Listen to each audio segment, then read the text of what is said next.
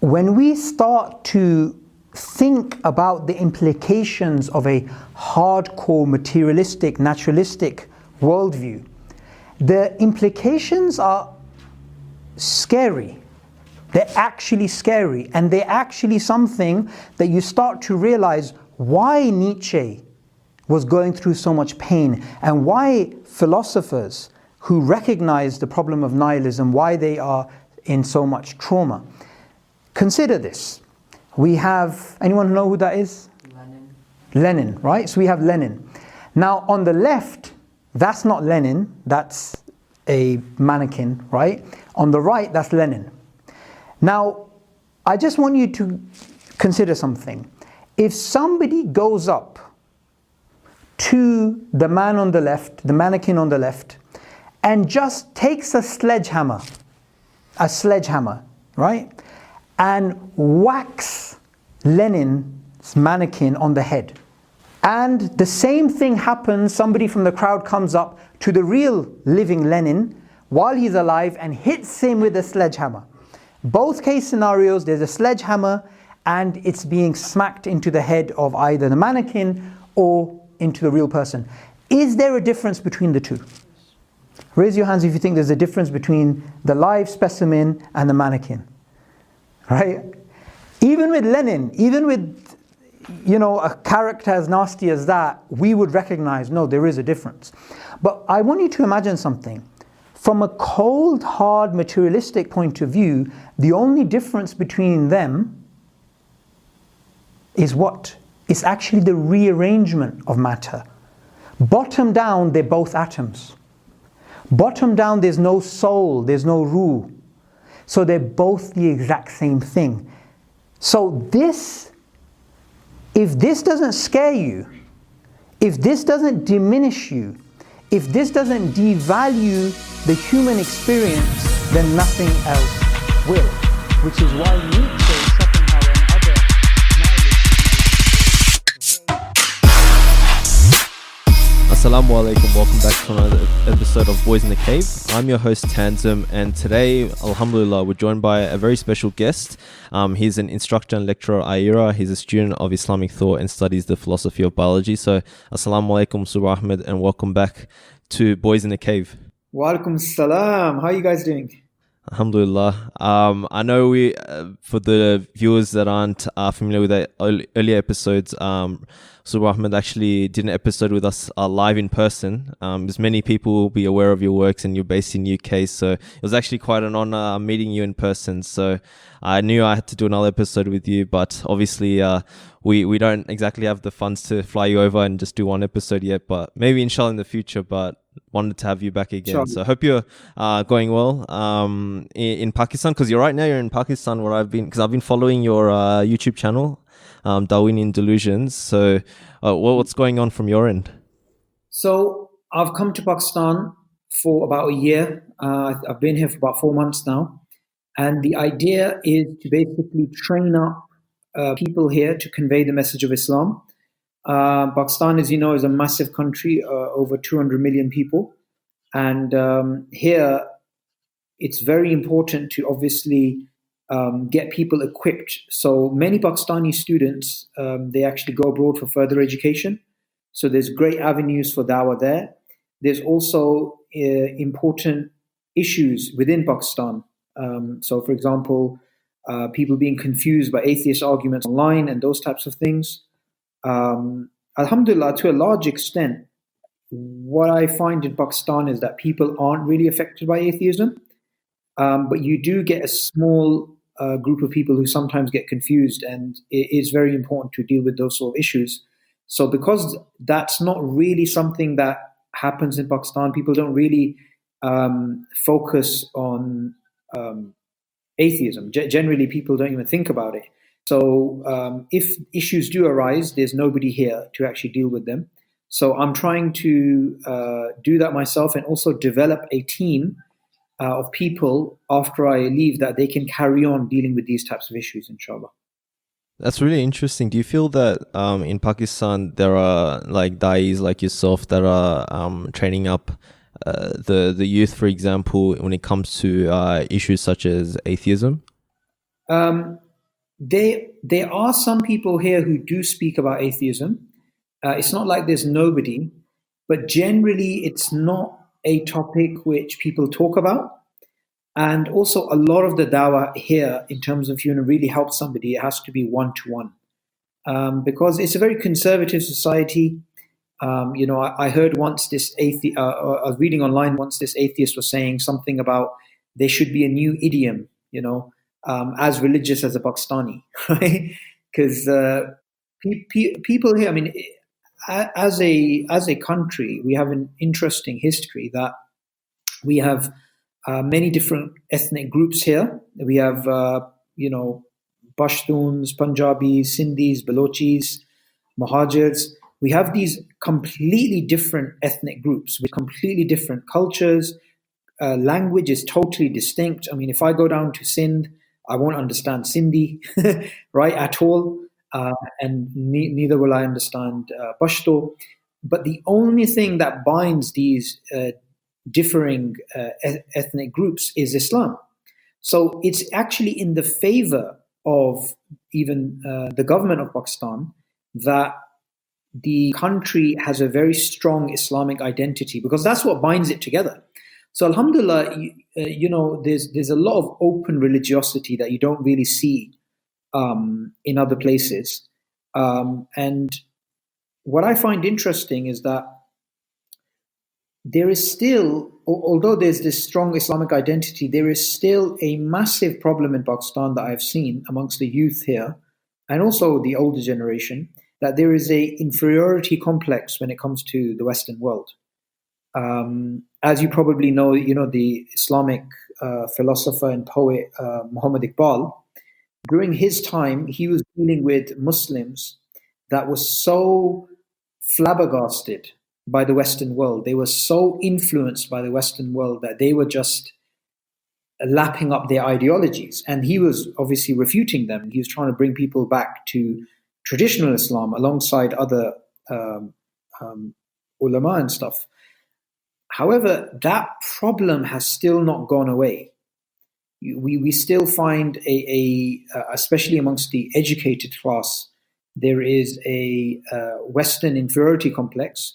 And, they don't even understand. I mean, some of the narratives that exist in the West about religion versus reason from the 16th, 17th, 18th century, those Western historical events, which were superimposed on the Islamic world, they accept them without even understanding that Islam hasn't had the same relationship with science that the Europeans had. And interestingly enough, there's some secular people in Pakistan who add to those misconceptions, and they fuel the Western narrative, the classical narrative, which is that Imam Ghazali brought down science. I mean, I was shocked. I was really shocked. SubhanAllah. Oh, really? So they actually perpetuate, or they kind of agree to those sort of ideas that exist, that seemingly exist among the West, that, because even Neil deGrasse Tyson, I was watching, he's literally perpetuating the idea that Imam Ghazali, made things dumber for the Muslim world, and he told people something along the lines of stop using science or whatever, or science is bad. So would you say those kind of sentiments are still echoed even in Muslim countries? Because for someone like myself, it's a bit strange, because you'd think that, especially from people, I'm from Bangladesh, the subcontinent, the Middle East, especially with our history with Islam, the Golden Age, etc. We should be firm in our history and understand that we come from a sort of complete different perspective when it comes to these matters that this West went through. When it comes to, they love to use the example of, Galileo got persecuted, and look at how backward religion is. They don't allow progress of science to occur.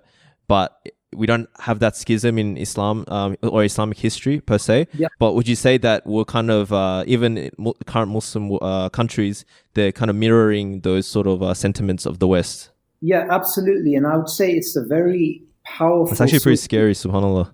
Yeah, it's a very powerful social engineering tool that they have. So if you look at the Indian subcontinent, previously we were all one nation. So Bangladesh, Indian Muslims, Pakistani Muslims, we were all going back as one group.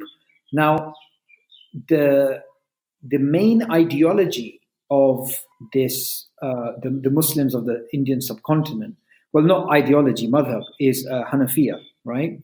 And within Hanafiya, there is a massive, and rightfully so, status that is given to Imam Ghazali rahimullah. Now, if you go and speak to an average Pakistani, right, with even basic knowledge of Islam, they may not know, say, Imam Tahawi, right? They may not know other very prominent figures, but they will know Imam Ghazali, because Imam Ghazali is, he went from this journey of being, although some have criticized this oversimplification, but this journey from being very abstract to being very spiritual and finding that spiritual certainty, right? So as a figure, you will find him mentioned in khutbahs, you will find him mentioned in just, coffee shop conversations as well amongst the religious type of people. Now, by taking him out as an anti-rationalist, as somebody who's anti-science, what they're basically doing is they are showing Islam is irrational, because Imam Ghazali is seen as, here in Pakistan, he's known as the Islam's proof, Hujjat al-Islam. He's the proof of Islam. That, his life is the proof of Islam. So the classical narrative, as you may be aware of, bro, the classical narrative, which has been busted, absolutely busted by the likes of Dr. Shoaib Malik, which I'm sure you've heard of him, and others, that classical narrative that Imam Ghazali single-handedly somehow brought down the Islamic world in terms of being the catalyst of the anti-rationalist attitude, right? And completely taking his work out of context. So one of the main proponents of this myth in Pakistan today is Professor Pervez Hoodboy. Now, he is a hardcore secularist. He's been in Pakistan at one of the main universities in Qadi-Azam for I think close to 30 years. And I'm shocked that, his book, which he wrote in maybe 20 years ago, more than 20 years ago, which is Islam and Science, Rationality and Orthodoxy, or something like this, right? I don't remember the exact title. He argues Imam Ghazali is the cause of us being basically behind as Muslims. Subhanallah. And what's interesting is that classical narrative which he just parrots, yeah. When I attended a seminar which was done by Dr. Shoaib Malik on Imam Ghazali, and by the way, I think you should definitely have him on the show, because I don't know anybody alive today, and I honestly am saying this with full conviction. I don't know anybody alive today that fully has internalized and understands the worldview of Imam Ghazali than this brother does, right? Now, I attended the seminar, and in that seminar,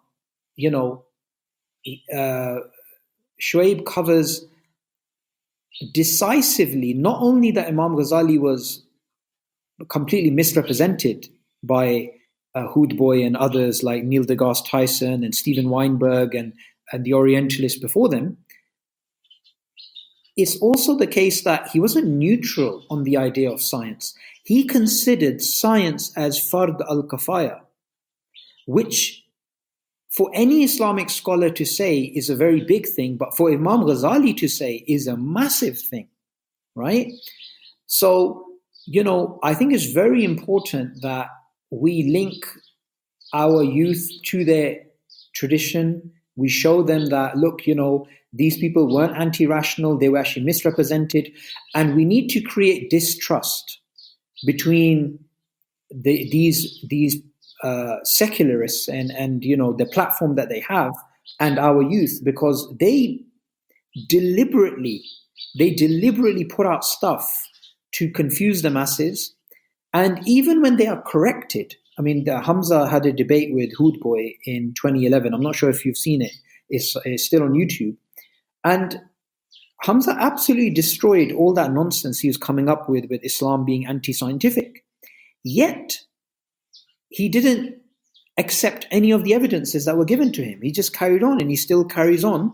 And in fact, he doesn't just attack Imam Ghazali, he also attacks, I was recently watching Muhammad Iqbal, that Muhammad Iqbal was actually anti-rationalist as well.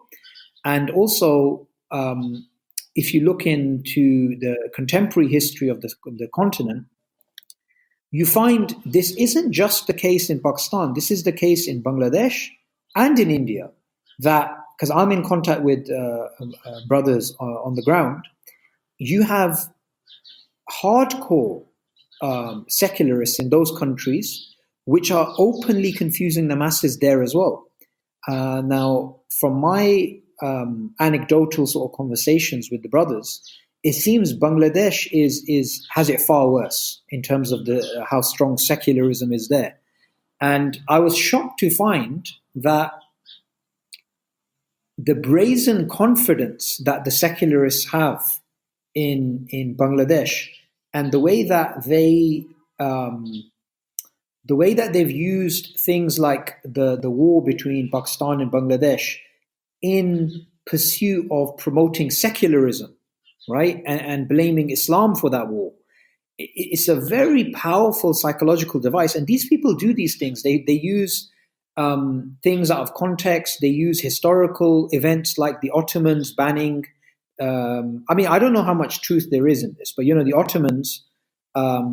Apparently, one of the muftis, he didn't allow the printing press to go ahead because, from what I heard, he wanted people to focus on calligraphy, and he didn't want them to lose the art of calligraphy or something.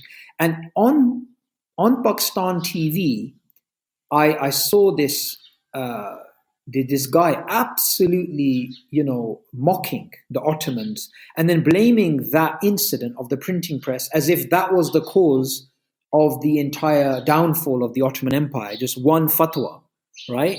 Which is ridiculous if you knew anything about Ottoman history, because one fatwa from one person didn't change everything, right? They were a very diverse group of people with many varying opinions.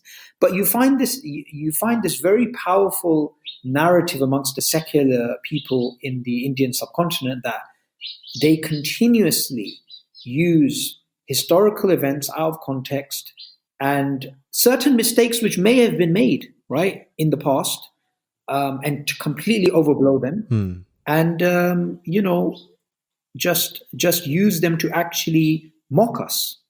I mean, I'm not sure if you're aware, but I agree. Like with in Bangladesh, with the 1971 war, like that's a kind of different rabbit hole where, in my personal opinion, like I feel that there is a sort of responsibility for Pakistan to kind of own up to it and stuff like that. But that's a different conversation. But the dangerous thing that comes out of that afterwards is that the secularists try to portray that because Islam let you down, secularism is the way to go. And so those sentiments from the 1971 war, which is very emotional for a lot of people, like my grandfather had to sort of he told me stories where he would have to escape with his family, and my mom was only born a few years later, after 1971, like that, to go, rowed down a boat to go to the village and escape all the situations and all that. So it's still fresh in the minds of Bangladeshis.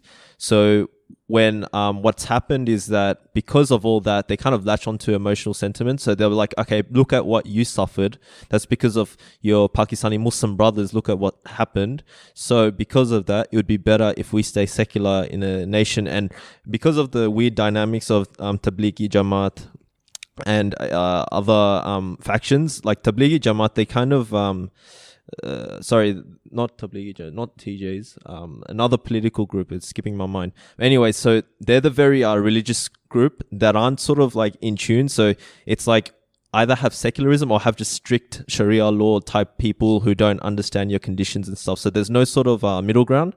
So I guess they latch onto those sort of things in order to portray the idea that, look, it's better for a country like Bangladesh, to stay secular. And that kind of, I guess, very in a very subtle way kind of corrupts your understanding of deen because then deen only becomes like very sort of only spiritual and personal, and only that. And then if that's also tackled, if it's, you know, on a spiritual level, if we kind of leave it in that realm, then it becomes problematic. So people kind of have a skewed religion of what religion really is. You get what I mean? So there's those like sort of weird dynamics that I felt from my personal experience that Bangladeshis had to grapple with.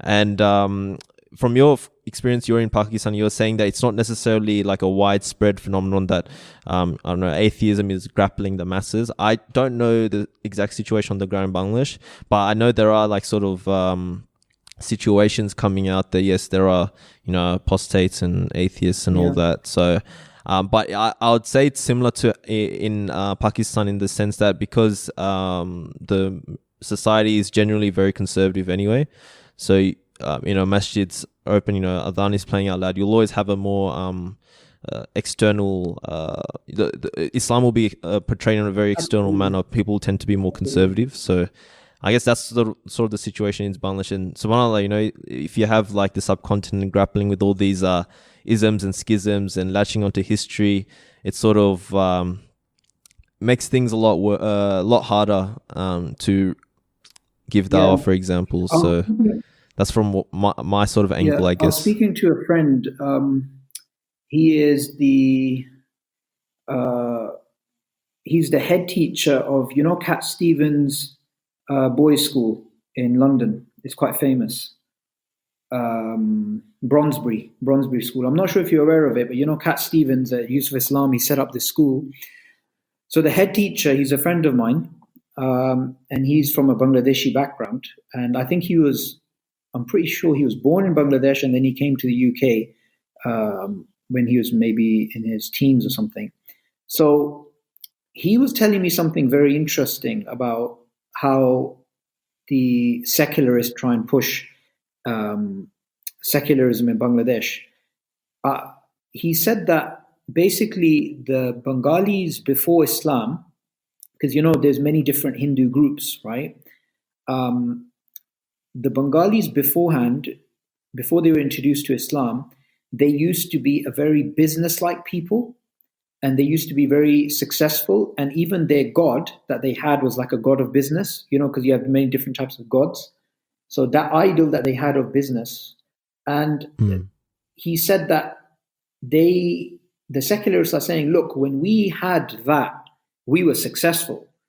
Then when we became Muslims, look at us. You know, we're a mess, we're this, we're that. So, you know, using that very crude historical legacy of having that Hindu sort of origin and trying to call back to that, which I found was strange. And also, one thing that really shocked me is a friend of mine from Chittagong.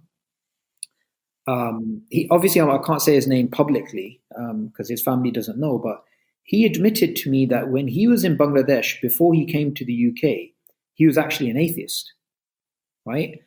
And I was shocked that this guy was an atheist in Bangladesh. And he said, yeah, he was an atheist there. And then he later on really thought about why he should be a Muslim and thought about life. And then he became a Muslim. And alhamdulillah, now he's a doctor in the UK. But what really shocked me is that it was like, he didn't say it like it was something absolutely out of the world. He was just like, yeah, he was just an atheist in Bangladesh, stuff like this.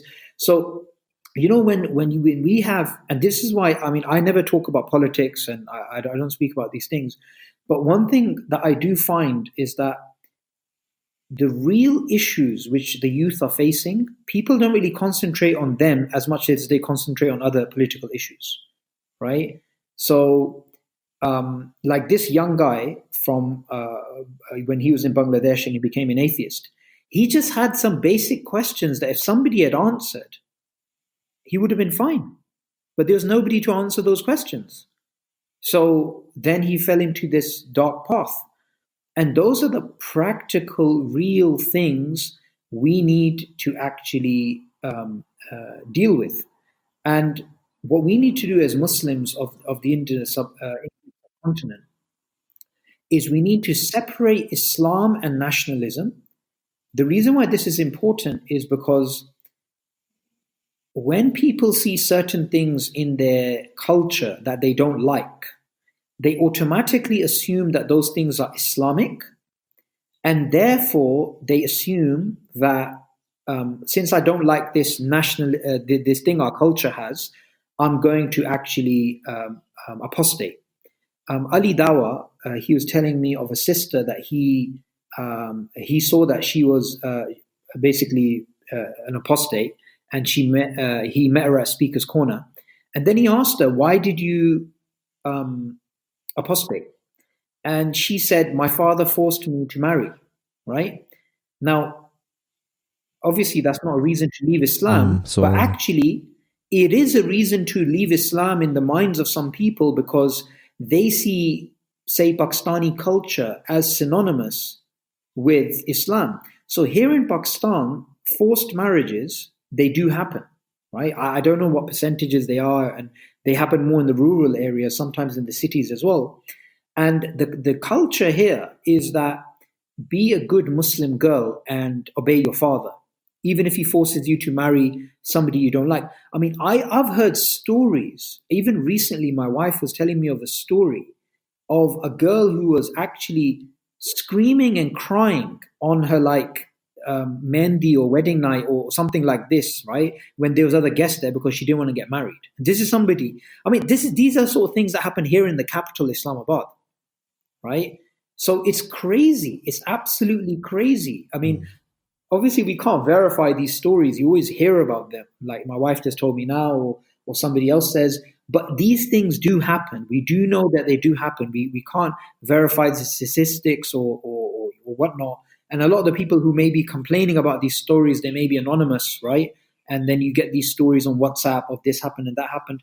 And that's why I recently, when I was in Sialkot, that's a city in near the border to India and Pakistan, and I was speaking to one of the young brothers there, I said to him, we have to understand that we are Muslim first and we are Pakistani incidentally. That's just an incident, right?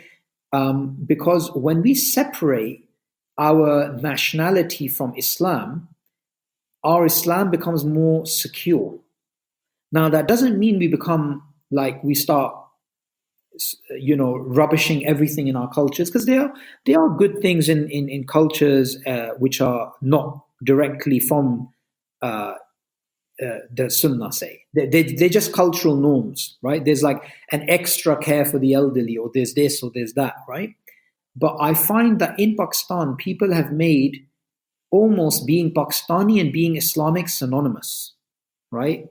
And I think that could be very dangerous, because if Islam is connected to being Pakistani, then when somebody points out some of the vicious things in Pakistani culture, which, like forced marriages, like favoring sons over daughters, or very common thing here that,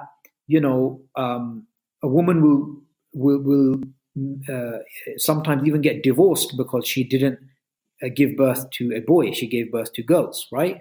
Horrible things like this. When somebody associates that with Islam, then automatically they start thinking negatively about Islam and start having some doubts.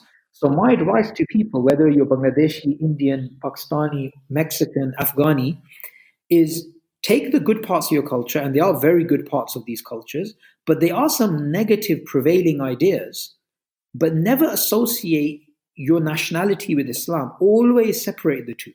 Always separate the two. And I think that is one of the roots of blocking doubts. I know it sounds strange, but I do believe that is one of the roots of blocking doubts and blocking apostasies. People are like thinking, man, look at the West, they're so successful. And look at my particular country, it's so rubbish. But when you distance yourself from nationality and you start thinking, I'm a Muslim and our history goes back, 1400 years, then even watching, reading about the triumphs of the Ottomans or the Mughals, you automatically feel that's your nation. Yeah.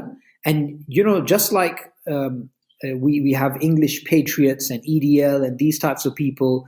They have this thing like, we were artists, like they can't even say the word artist properly. They're like, we were artists, yeah. So they link their nationalism, their patriot sort of behavior to what Isaac Newton did, although these people are illiterate. Because that's the normal human being thing to do, that you link yourself to a greater identity. Yeah. So we have to, in Pakistan, there used to be this slogan a few years ago, which used to say Pakistan first. Yeah. Pakistan first, which predates, Britain first, that far-right organization. And many of the, alhamdulillah, religious parties in Pakistan and religious thinkers and scholars, they oppose this notion, because you don't put anything first. You put Islam first, and everything else comes secondary. And for me, why I emphasize this is human beings are very emotional creatures, and we're very social. And these social and emotional issues, they deeply affect our spirituality, whether we like it or not. And that's why we really have to, iron these things out. I wanted to bring up two quick points. One of them was, I think I have a slight sort of disagreement. I think not really, maybe not disagree, maybe we're using different meanings to different terms, but you mentioned culture. From my perspective, it's like we can always, for me, I feel that culture is Islamic, and I'll give you like an example, like for example, you would say like, for example, Bangladeshi, like there's the culture aspect of we have Bengalis love to talk about the language because there's some rich history with Bangla. There were poets that came out that were Bengali, and intellectuals and all that. So in that sense, like our culture of like language is like that kind of it won't be seen as an issue even from an Islamic point of view, and that's something that we can always latch onto and be proud of as Bengalis. So I think like in terms of culture, for me, it's always like you can always like culture. I know obviously if the culture tells you like something blatantly Islamic, un-Islamic, sorry, like I don't know, don't pray or whatever. Obviously, we're gonna reject that. But in the sense of, I feel that Islam is very dynamic in the sense that it can incorporate all cultures. So it shouldn't be like sort of a one versus the other. It's more like, how can we take and embrace, and we see it as Islamic, you get what I mean? Because I know a few months back I came across this video of I think it was like a nasheed or something, but it was like you can tell it's from like the villages of Bangladesh. I think it was like maybe an alim or something that was like singing like praising Allah and how beautiful Mecca, Medina is, and he was singing in Bangla as well. You got what I mean? And so it had that cultural aspect as well, and people could kind of like latch onto that and say that, embrace as the Islamic identity, but also see it through their own culture. You get what I mean? So there's that sort of aspect that I think that perhaps we shouldn't reject at all. Yeah, definitely, you're right about that, and that reminds me of something I saw on YouTube, which I thought was very interesting. That was a few years ago. There was this problem in Bangladesh that a lot of people, like the poorer type people and stuff like this, they were like urinating against walls in some of the major cities. Yeah. And even though a small number of people may do something like this, it causes like a lot of nuisance, and it's just not a pleasant sight. So what they did, the authorities, which I thought was such a powerful example of where you have a positive culture which is non-Islamic, right? Not non-Islamic from the perspective is anti-Islam, but non-Islamic from the perspective it didn't originate.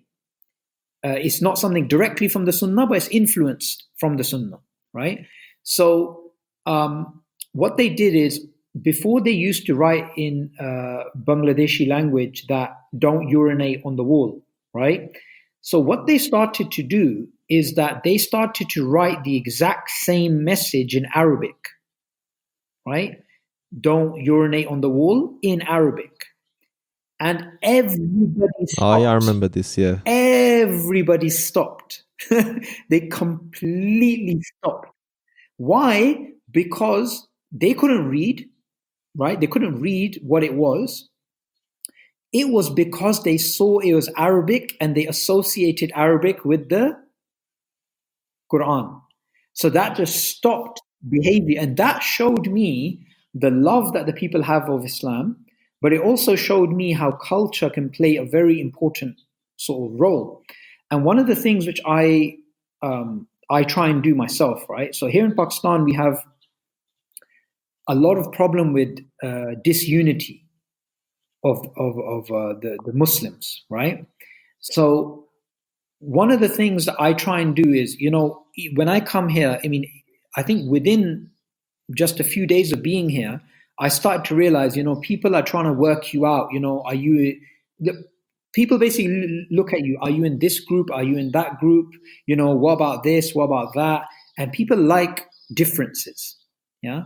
And one of the ways that you can unite people is that there are some things that we all agree about, right? So, for example, in Pakistan, there is, a lot of unnecessary disagreement amongst Sunnis. Some disagreement which is valid, and alhamdulillah, there are people correcting other people with love and empathy rather than refutations and stuff. But anyway,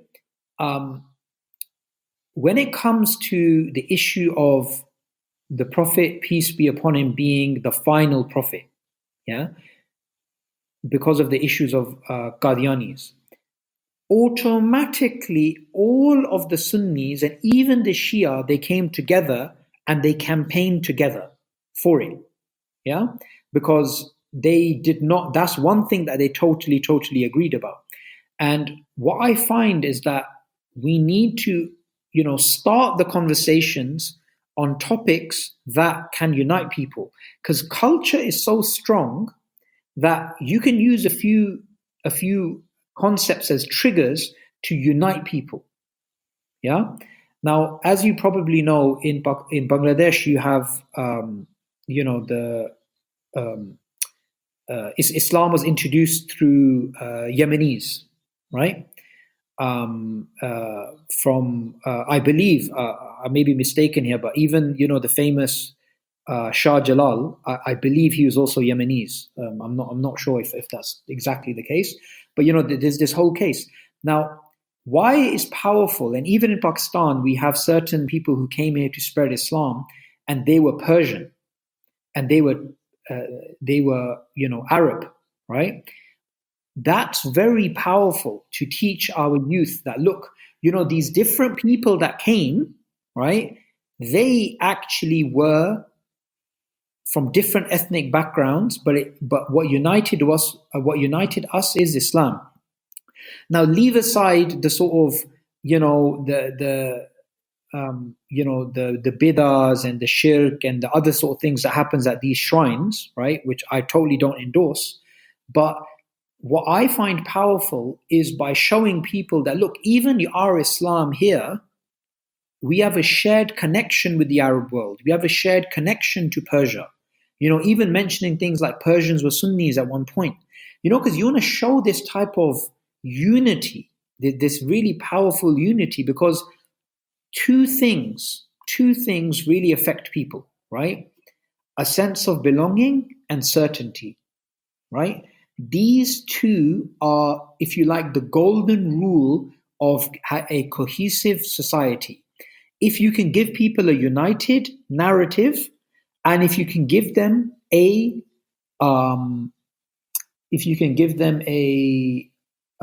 sense of belonging, that you are part of this. Believe it or not, bro, but I really truly believe one of the causes of doubts in the Muslim world and doubts here in Pakistan is disagreement amongst Muslims. I believe that's hugely underestimated. It's hugely underestimated how much disagreement can actually put people off. Now, if you want to get an understanding of why this is so important, there was another, Allah says in the Quran. So from my perspective, like you mentioned, the more angle of disagreement, from my perspective, I might be wrong on this as well because I haven't lived in Bangladesh enough. Like, I visited, I know people there, but from my angle, I don't know what the cause is. Maybe colonialization and the partition and confusion and nationalism, all a mixed bag of isms and whatnot. Is that in that midst, when all that happened, how the society structured in Bangladesh specifically is that it's a sort of a dog-eat-dog world. So everyone wants to sort of become a doctor and engineer, something that's a profession that's high paying, so they don't have to live in the slums essentially. And in that process, they kind of have to do whatever they can. So even when they're born, they would forge the birth doc. I think in the subcontinent, it's pretty common where, you lie about your age. You're actually older when you're younger, all that sort of stuff to get ahead of your peers. It's more dog eat dog. So in that process, if hypothetically, let's say, for example, the child isn't smart enough, or they didn't quote unquote make it, or they didn't get the best marks, what actually happens is that the only option or a plan B for them, or from the perspective and the minds of the Bengali parents, is that, now just let them be a sheikh. They didn't achieve much, they didn't do much, just they can just be a sheikh and just learn Quran and learn in the madrasas. And that's sort of looked at down upon as sort of a failure in some aspects. And because it's more associated with the poor people, so the poor people tend to be more sheikhs and stuff.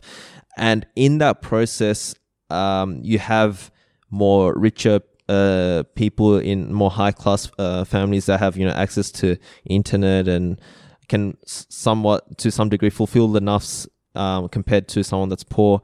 And in that process, they're in touch with YouTube videos and Western world and all that, and they get in touch with videos to do with inclining towards atheism, science, and they kind of latch on to look how smart they are.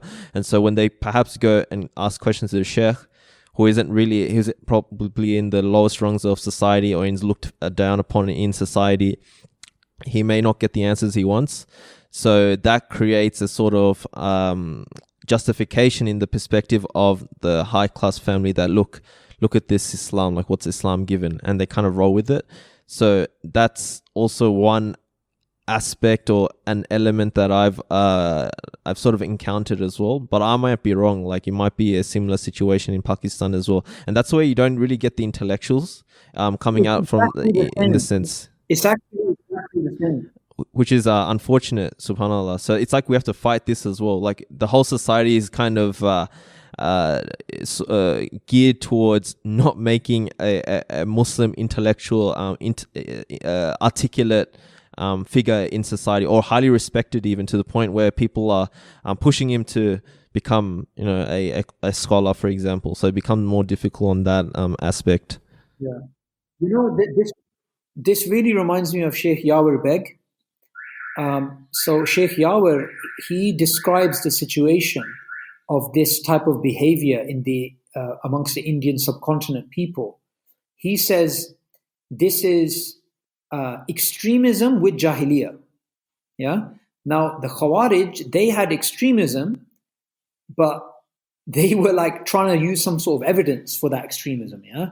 But here in the Indian subcontinent, Sheikh Yawar, he totally captures it, right?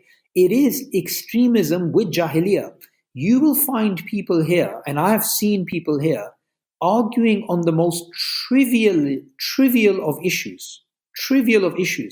And for example, if you are praying, right, and like you get up from sajda and you stand up, then your clothes, they sometimes go to the side. So if you use one hand to fix your clothes, it's fine, but if you use two, you've broken your prayer. And then people are having debates about it. And while the society at large in Pakistan, I have found to be extremely, and this is me talking to not just the average Pakistani, but say like the elite class people, the rich people, but it's also prevalent just generally, is extremely materialistic. When you go and meet somebody, generally the measure of you meeting somebody is not how much knowledge you have or how wise you are or what your manners are like. What matters is what family you're from, right? And how much money you have. And you know that thing that you said, bro, it really hit me, that, you know, about poverty being associated with Islam, right? And all of the poor children, just send them to madrasas and they're the ones that come out. And what actually happens is, this is exactly the same case in Pakistan. And then what happens is this, right? When you send the people to madrasas who don't want to go, they don't want to be there, right? Some of them, when they go there, they start learning, their heart gets into it, and then they're happy. Some of them, they actually want to be there, but then there's a group that doesn't want to be there, and they graduate with the title of being an alim, and they are still in the same mindset that they had as before. Now, those people, they get involved in a lot of corruption. Yeah. So here in Pakistan, a very easy way of making money, right, is growing a beard, putting a hat on, printing out some A4 pieces of paper claiming you're from a mosque, right, or claiming medical expenses for somebody or whatever, and just going around on the streets and in the mosques and asking for money, right? And it's a typical thing. It's a typical thing that has been accepted in society, that, okay, if your child is dumb, not even if your child's poor, if your child's dumb, then send that child to madrasa. So then what you get is, you get a natural selection going on, right? You get a natural selection Nice going reference. on, where the best people, they do not touch Islam. They touch sciences and engineering and these things. And those things are even classified as dunya knowledge and Islam as deen knowledge. And they even separated. When, even if you look at the traditional madrasa system, these weren't separated. So then these people become the future representatives of Islam, and some of them do really bad things. Because they, to be honest, they don't really want to, you know, be alims, but they just get the title and then they use it. So when you, and this is why, alhamdulillah, when a few people do stand up, right, and they are from a background that they have knowledge, then what happens is, because they have secular knowledge and then they turn towards the deen, so they don't come from the traditional madrasa system, then automatically the people in the society, they give them a lot of prestige, right? So in Pakistan, you might have heard of Dr. Subboor Ahmad, right? Yeah, mashallah, he's an inspiration. He's an inspiration. What's powerful about him is that you will find people from different denominations all claiming he's from them, right? He's one of them. And in reality, he was non-sectarian. He was just focused on concepts and on Islamic revival. Now, he was one guy. Now, here in Pakistan, I've been going around meeting people and stuff.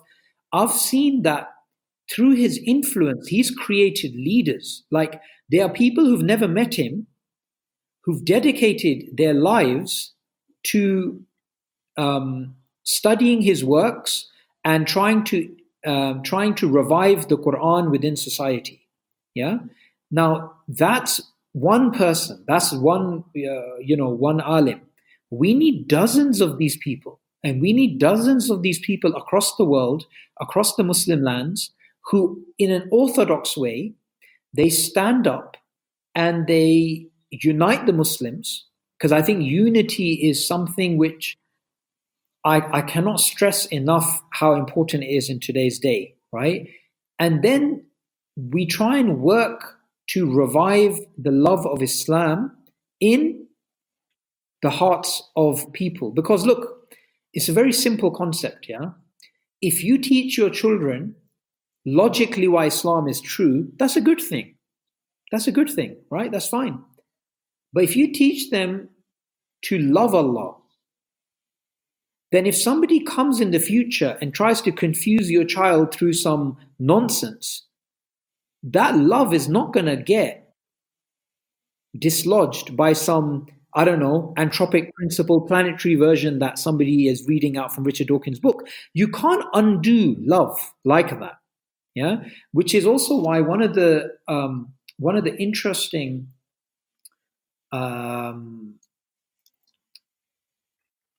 aspects of the verse in the Quran where Allah says that if you turn away from your religion, Allah will replace you with people that He loves and He loves them, and they will not be like you.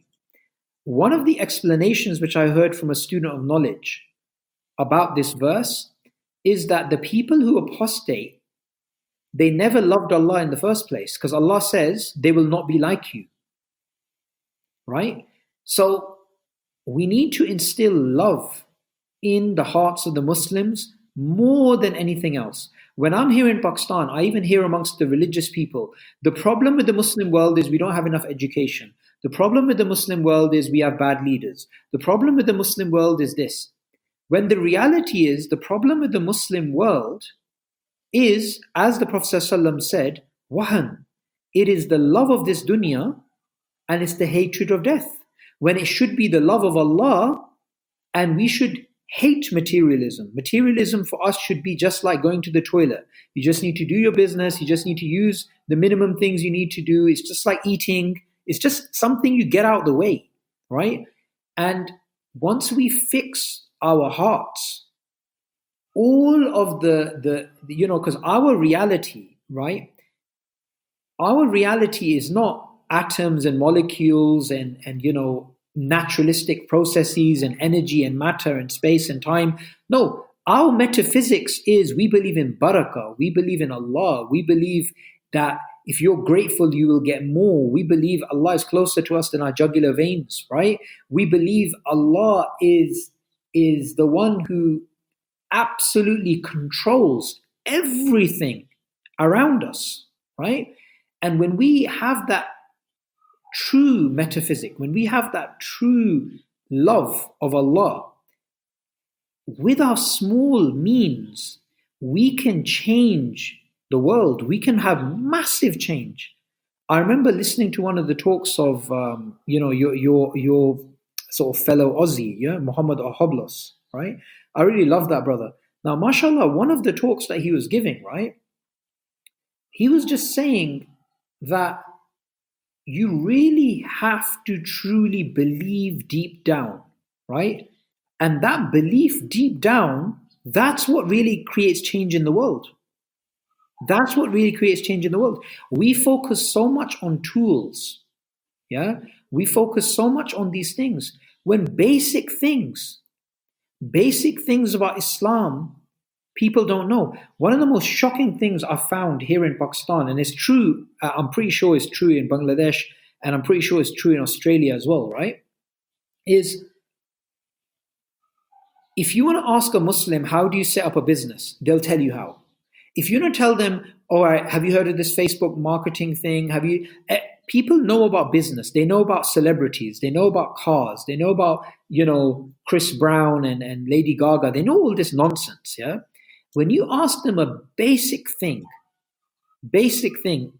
Orthodox Sunnism, we all accept that Imam Tahawi, his book, even without explanation, if you just read the points, that is necessary knowledge for a Muslim to have, and that's compulsory knowledge, right? You have to know the basics, yeah? Who is Allah?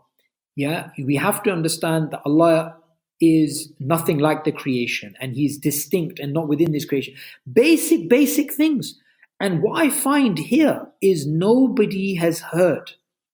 The average person, they've never heard of Imam Tahawi. And the same in the UK, Very and the true. same with Australia. Yeah, it's definitely the same as And Australia as well. people say, I don't have time to study the deen. It's total rubbish.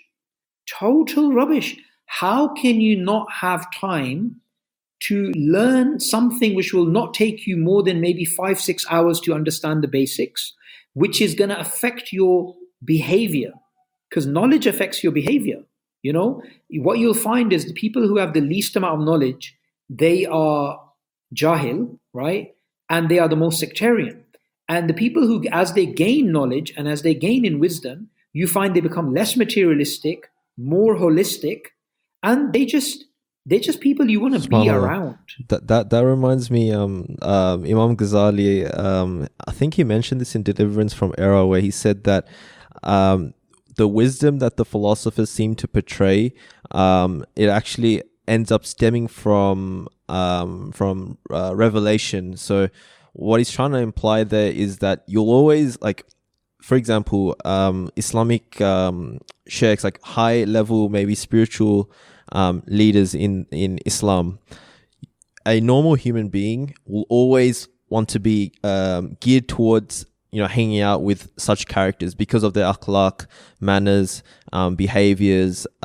You'll gravitate naturally towards good behavior and people that are nice to you. It kind of it binds well with the fitra. So when you have that, why does that feel good from on a humane level? Why does you can be an atheist or whatever?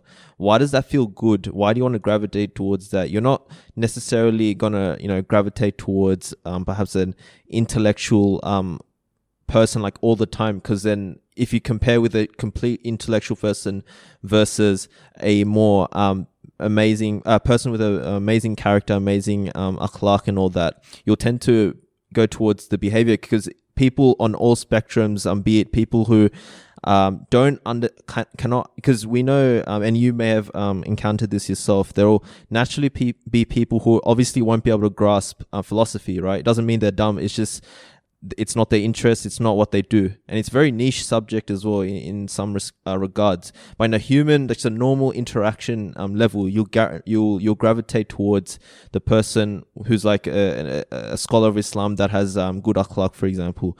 And why does that happen? So it's part of the human experience, I guess, and that's one of the things that Ghazali kind of alludes to that in his book in Deliverance from Error. So I just wanted to sort of throw that in because it kind of binds well with what you were saying. Yeah, absolutely. And I really love this thing. Really hit me, yeah, as somebody who is involved in the dawah.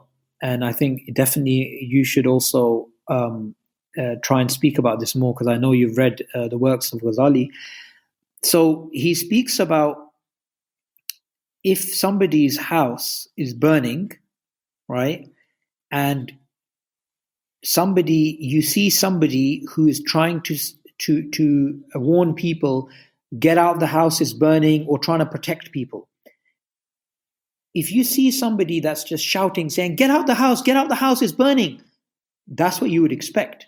But if you see when somebody is talking, rather than the objective of focusing on trying to get them out of the house, he's trying to speak in an eloquent way with a bit of hand motion and trying to come across all cool, you're going to think of that person as pretty pathetic, right? Because rather than focusing on the objective, he's bringing in additional things. He's bringing in eloquence, which is not needed, right? Imam Ghazali speaks about this in terms of du'at, in terms of people who are trying to, they're trying to impress people rather than focusing on the objective of calling to Allah. And subhanAllah, he was criticizing people who focus on, these types of things. And it was so funny when in the when we were discussing this on WhatsApp, and somebody posted this thing of Imam Ghazali, and Abdurrahim Green, he just replied back that there's nothing new under the sun, right? So the same problem with du'at trying to look cool, trying to gain attention, trying to do this that was happening at Imam Ghazali's time. You just find the same thing today, right? You literally just find the same thing today. I really truly believe that Muslims should be using social media to convey the message of Islam, to get out there. But I don't believe everybody should be doing it. And frankly, some people shouldn't be doing it. Yeah. Nowadays, if you have, a large following, your Islamic credentials doesn't matter. It doesn't matter who you are. You can get away with saying whatever you want. And people will actually take it seriously. And that is so dangerous. That is so dangerous. And then you get these sort of exposures. That exposure that happened with, that, what's it called? Some exposure with some ruqya thing that was happening, in the UK. So, that is because we've given precedence to the people with popularity rather than giving precedence to ulama, to people who have knowledge. And that is synonymous with the way that atheists and even the general public, they give acknowledgement to science journalists and science popularizers like Dawkins and Dennett and Krauss, and they neglect true people in academia who have really nuanced, balanced views and who nobody knows. Like today in the world, and I speak about this because I think it's very, very important, people like Richard Dawkins are accepted as the authority in evolutionary biology. Yet, if you look at how many papers he's published and you look at his credentials, he's a teenager. He's to a give nobody. you an example, when I took some philosophy electives at university, I love saying this story. It's like literally, I think it was like the first lecture. I sat down, I was like near the back row, and the lecturer just says, I forgot exactly what we're talking about. Then he says that, you know, he classifies Richard Dawkins as a religious fundamentalist. So I'm like, I was like, what? What did you just say? Like, he just like the hate he had for, and I don't think he was even religious either. It's just like, you know, the way he goes about it. You know, it's because if you actually interact with actual people academic, they're willing to hear your views. They're willing to invite religious people and have a proper discussion. I had discussions with my tutor when it comes to problem of evil and God and all that. Like, they're willing, like, they will have that conversation with you. Whereas it seems like from the camp of Richard Dawkins, you know, all religious people are dumb. It's like, come on, man. Like, if you read like philosophy properly, you'll see the amazing works of even like people like, you know, Saint Augustine and everyone. They came up with these like really interesting arguments that you can really have a discussion about. You know what I mean? And even Ghazali, and we all know the Islamic tradition and all that. But it can't, when you have Richard Dawkins' very fundamentalist approach. So Yeah, that's hilarious. In the first lecture, he said that. yeah, Michael Roos. Yeah, first lecture. Michael Roos says about Dawkins, right, that he would fail an introductory class in philosophy or theology or something, right? I've put that in one of my videos because I thought that was hilarious. Like, he wouldn't even pass an introductory. Yesterday, I was doing some training because I'm doing some training here with Du'at, and we covered the problem of induction, right? And I mentioned, David Hume, and how Hume mentioned that you can't solve the problem of induction by using induction. That's circular reasoning, right? And I gave them the example yesterday, which is available on YouTube, which I found was quite hilarious, that Stephen Law, who's a famous atheist philosopher in the UK, and Dawkins, they're sitting down, and somebody asks Dawkins a very deep question about how to justify the scientific method. Now, there's nuanced discussions about the Bayesian method and hypodeductive method and whatnot, falsification method, whatever, right? But it's a very deep question that they asked him, and they shouldn't have asked him because he's an idiot. He doesn't know. So what he does is, while Stephen Law is next to him, he says, well, science works, right? Which is using induction to prove induction. Now, Stephen is sitting next to him, and then he embarrassingly goes, that's induction. But anyway, he didn't refute Dawkins there and then, which also shows how ideological these atheists are, because if they truly want to debunk people, if they truly want to be skeptical, then when somebody comes up with circular reasoning next to you and there's a philosopher, he should be more explicit about it than Stephen was, right? But at least Stephen said, look, that's induction. What I find is that it's very important to focus on these atheist figures and really downgrade them to where they need to be downgraded. Now, atheists keep attacking me for doing that. They're like, why do you keep talking about Dawkins? One atheist recently, he said to me on the page that, show us on the doll where he touched you. Yeah, as if, why are you obsessed with the guy? I'm not obsessed with him. I'm purely understanding that human beings are social creatures. We follow leaders, right? The history of human life on earth can be described as a history of hero worship. Yeah. A hero comes, everyone's like, follow him. Yeah. So when there is a movement, new atheist movement, in which he is the leader, then you need to go for him. You need to show that he doesn't deserve that. And you need to continuously do that. And I'll be honest with you, there is nothing more dangerous for somebody's worldview than for somebody to show there is an internal contradiction. Yeah. When I was at university, alhamdulillah, I was never fazed by atheism, right? I was confused about why Islam is true, and I wanted to discover that, but I was never like attracted to atheism. Atheism for me was nonsense.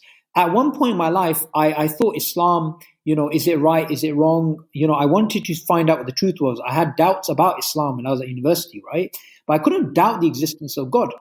But one thing that did actually shake me when I did become a practicing Muslim is when somebody gave me this book called Peshawar Nights. I don't know if you've heard of this book.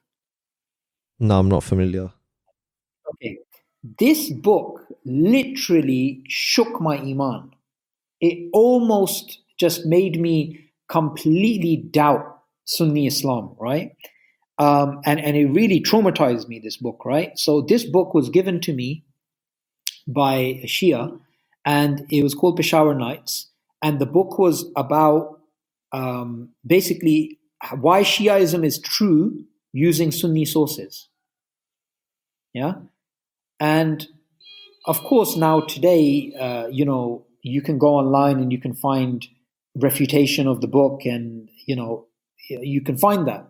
But because in my internal worldview, there was supposed a contradiction that I accepted Bukhari and Muslim and all of this as authentic, right?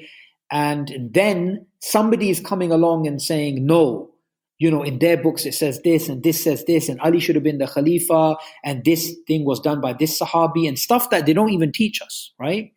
Truth mixed with falsehood. And, especially if you're not aware of the fitna of the Sahaba and all this type of stuff. And there was I was literally just it felt like somebody had taken a knife and was stabbing my heart repeatedly, right? That was so traumatic for me. Why? Because there was an internal supposed contradiction. This is why I focus on the internal contradictions within Darwinism and atheism, because I know this is where it hurts. I don't want to critique, and I have no Islamic credentials. Sometimes I was asked recently to do something on the Quran, and I said, I have no Islamic credentials. Why shall I talk? Why shall I give a talk about the Quran? Yeah, I have literally no Islamic credentials. I come from a purely, if you like, philosophy background, right? So I just want to show there's contradictions in your worldview. And what I've found is nothing really cheeses them off like this. Nothing really, and that's what I would really ask you and other growing, up and coming du'at. I mean, I think you were like maybe 10 years younger than me, right? You've got this decade of youth. Focus, whenever you're focusing on challenging a worldview, whether it's feminism, atheism, liberalism, humanism, whatever it is, focus on the internal contradictions of those things, because there is nothing more powerful than that. And many years ago, Hamza said this very powerful statement, right? And I really learned a lot from it.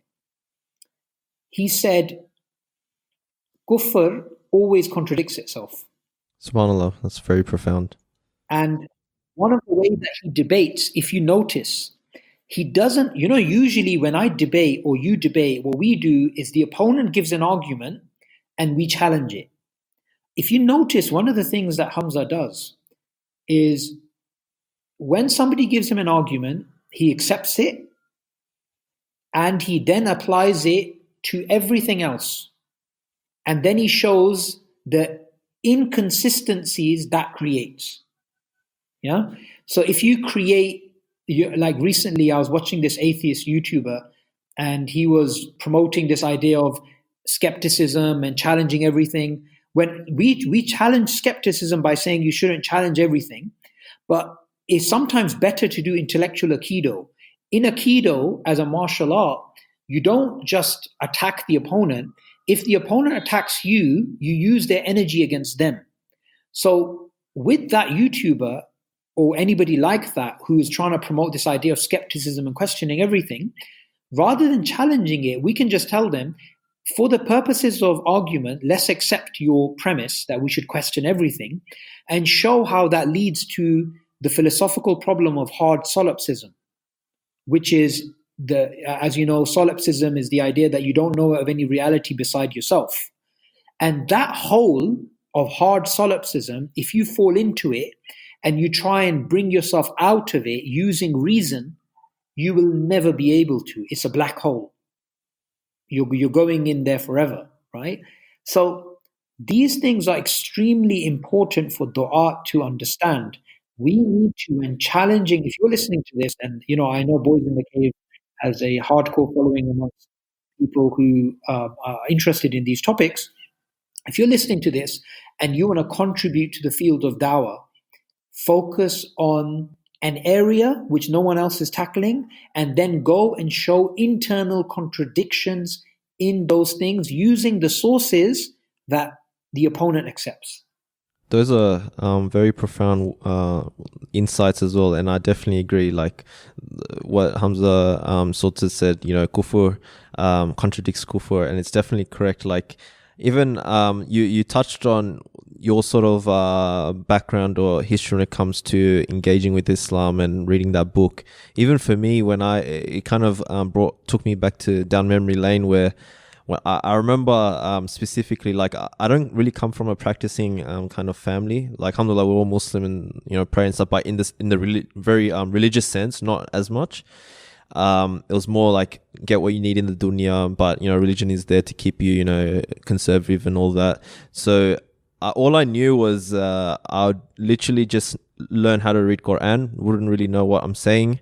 I wouldn't even know my Aqidah properly, or the 6 pillars of Iman and all that. I was just kind of a Muslim. And one thing when I reflect on my earlier years, something that I had proper conviction when I was a young kid, I was probably like 4 or 5 years old, was that I would look up to the skies, like look up, and I knew there was a God.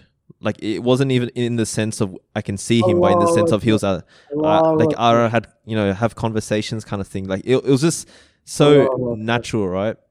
And then obviously getting a bit older, I knew that there were atheists out there, but I would think they're stupid. Like I just my kind of approach was more Christians, because I'm like, hey, at least they're smart because they know there's a God. At least they recognize that. So I actually like when I got into kind of deen and got into sort of defending Islam, my sort of focus, and I would have binged on Ahmed Deedat videos, Zakir Naik, and that was like my thing. I'm like, yes, Christianity, we live in a predominantly Christian country, and we need to refute them because at least they admit that there's a God. I don't have to focus my time on atheists because that's kind of stupid. Who thinks there's no God? How can this just come out of coincidence and chance or whatever? Yeah. And however, in that process, that was like I think that was only like 9 years ago, and then subhanallah, how I guess the world's just shifted in a way where now I used to be that guy that have my bookmarks on my iPhone in terms of what chapter, what page to flick to in the Bible to refute the Christian or whatever. But now it's a complete U-turn where the atheists camp are like growing in numbers. It's more ideological, and now that actually sparked my interest. And I think even through mashallah, I think iERA have done amazing works in this field that's inspired a lot of da'is around the world in order to engage with this field a bit better. I think we had this discussion in our last episode we did together, was that the idea of we lived through that time when I was younger, scientific miracles in the Quran, and then we kind of transitioned into a more sophisticated approach when it comes to tackling these issues, because atheists are a bit more sophisticated in their approach. So it goes to show like how things have just sort of progressed in a manner. But what you're touching on when it comes to kufr contradicting kufr, it's always sticking to those same principles. throughout that process, regardless of how or what direction society goes towards, we should always stick to those approaches. And one of them being like kufr, refuting kufr. So you should just find those internal contradictions. So I think that's a really profound point to kind of take on board. Even that kind of reminds me as well because recently I actually I studied deliverance of error under local ustad here. Shout out to Dr. Samir Mahmood from Mizan Avenue. So we're going through deliverance of error, and what Ghazali was talking about and touching on, subhanAllah, it's so timeless that you'd think like many years ago they were discussing this, and we're sitting in a class discussing this, and it's so timeless in its approach, the sort of ideas that we have to engage in, and even the sort of way he portrays truth in the sense of they're tasting it. So I guess that's like iERA's approach now, where you lean towards a more kind of spiritual approach now compared to perhaps before, and we can probably go into that a bit more depth. But my sort of idea is that there are these. I'm using an example of deliverance from error. There's these very profound concepts and ideas, like you touched on just before that. I forgot who exactly, but I think, David Hume was saying, I forgot the point, but Imam Ghazali in Deliverance of Error says that, how can you say the senses are true if you're using your senses? So that's like circular reasoning. So that you can't attain full truth through your senses, but he proves that it's reliable. But we're talking about ultimate truth. So it's like rationality. You're using your rationality to prove that your rationality is true. That kind of line of thinking. So all these kind of approaches when it comes to philosophy and the way of thinking, it's so mashallah timeless. And I think that's the beauty about the Islamic tradition as well, where our scholars have actually grappled with it, and it's so timeless. But it doesn't seem like, I don't know, like from my perspective, I feel that there's a idea of like ignorance, and people fall into this idea that, okay, the sort of argument that I have has not been addressed by perhaps the Muslim country. I'm talking from the perspective of an atheist. That means it must be true. That's why science is the gateway to all truth, and I'm the holder of truth. Would you say that atheists know that there are books out there like the Deliverance from Error, or like what Ghazali talked about, or any of these kind of Islamic texts? Are they sort of aware, even with the likes of perhaps Richard Dawkins, do they know that these ideas exist that may potentially, I guess, refute their ideas? Or are they completely playing like ignorant, like they have no idea, and perhaps we haven't sort of we haven't pointed it out to them, or they haven't really come across it? Or are they being sincere in the approach? I would say it doesn't matter. And I would say it doesn't matter because when these people who are ignorant are shown this stuff, it doesn't change their opinion.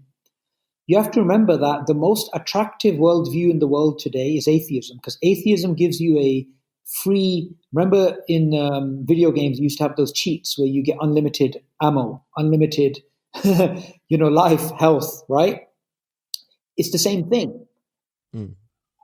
Atheism as a ideology, the new atheist movement, is so powerful because it's basically saying freedom, sex, everything, go for it. Nike, just do it, Crowley's, do as thou wilt, Sinima, his satanic religion, yeah?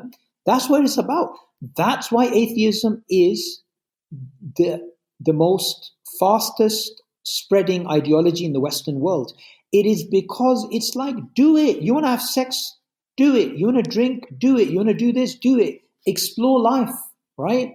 I saw this video of this ex-Muslim, right? And he was like, eat bacon, right? And I was thinking, what an idiot. He's telling us to eat bacon, yeah?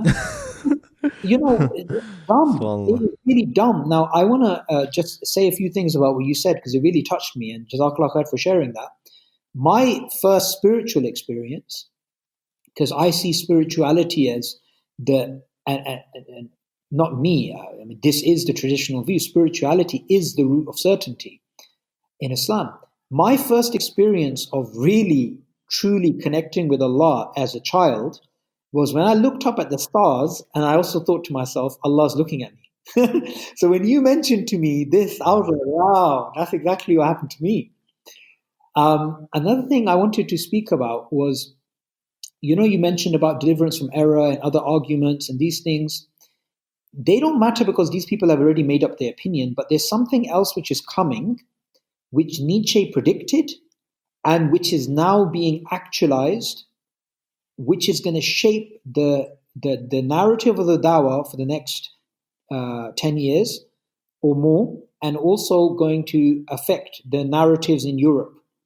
And it's happening on both ends. So what's basically happening is Nietzsche predicted in his madman scenario, right, where there's a madman going around saying, God is dead, we killed him, and everybody else doesn't understand the implications of it. And the madman, Nietzsche's madman, is basically saying everything's meaningless now. There's no meaning, value, purpose, morality. All of these things are gone. Darwin's universal acid, right, as Dennett calls it, it just erodes away the previous structures that we had. So what Nietzsche predicted is there's going to be a crisis in the Western world where people are going to realize meaning is gone, and they're going to freak out. Now, interestingly, what's happening amongst the atheist movement is that they're now starting to speak about spirituality. They're now starting to speak about meaning. They're now starting to speak about the importance of having faith. I highly recommend you read the book by Douglas Murray, who, as you know, is a anti-Islamic, militant atheist. And in his book, The Strange Death of Europe, he makes the case that, human rights are Christian dreams and meaning, and we're having this crisis of faith, basically. If you watch his videos, there's a recent video that I put up on my channel. I'm not sure if you saw it, where I speak about Douglas. Yeah, I've actually seen it. Yeah. And Sam Harris is doing the same thing. He's speaking about spirituality now. Yeah. And Du'at are now starting to speak about spirituality because everybody's reading the air. The Japanese have this saying, read the air. Like, you walk into a room and you realize how you should behave based upon the air. You can tell how everybody's by their faces, yeah? How you need to react. Everybody's starting to realize this materialistic world, this plastic materialistic world, is not cutting it, yeah? People are having depression. People are feeling more lonely. People are breaking away from their families. There's social dysfunction. And now everybody, well, not everybody in terms of the population, but the thinkers, the movers and shakers on the Islamic end of things and on the atheistic end of things, they're both gravitating towards spirituality and meaning and existentialism. And now the battle is not going to be about whose argument is better. This is actually Hamza's prediction, and I've been thinking about it, and now I think he's absolutely spot on. He said this, I think, about 2 years ago. He said, now our discussions with the atheists are going to be more based on things to do with spirituality, meaning, faith, and these types of issues, not abstract rational arguments. And he said this about 2 or 3 years ago, and now I'm starting to see this, because, mashallah, one of the things about Hamza is that he sits down, not physically sits down, but he just thinks a lot from a bird's eye point of view, and he sees future trends, right? So I think that's one of the things that is going to be happening, that Europe, I believe, Christianity is going to be resurrected in Europe, or it's going to be, people are going to turn towards Islam, because you need some sort of faith. My assumption is, based upon what Douglas Murray has said and some of the things that Sam Harris has been coming out with, and Dawkins has also said, I'm not sure if you're aware, that we should support Christianity to the expense of Islam. I believe a new Christianity is going to emerge from the Western world, which is not going to be the Christianity of Ken Ham, right? It's not going to be the Christianity of young earth creationists or evangelicals. It's going to be the Christianity which is going to be influenced heavily by people like C.S. Lewis, right? A very intellectual Christianity.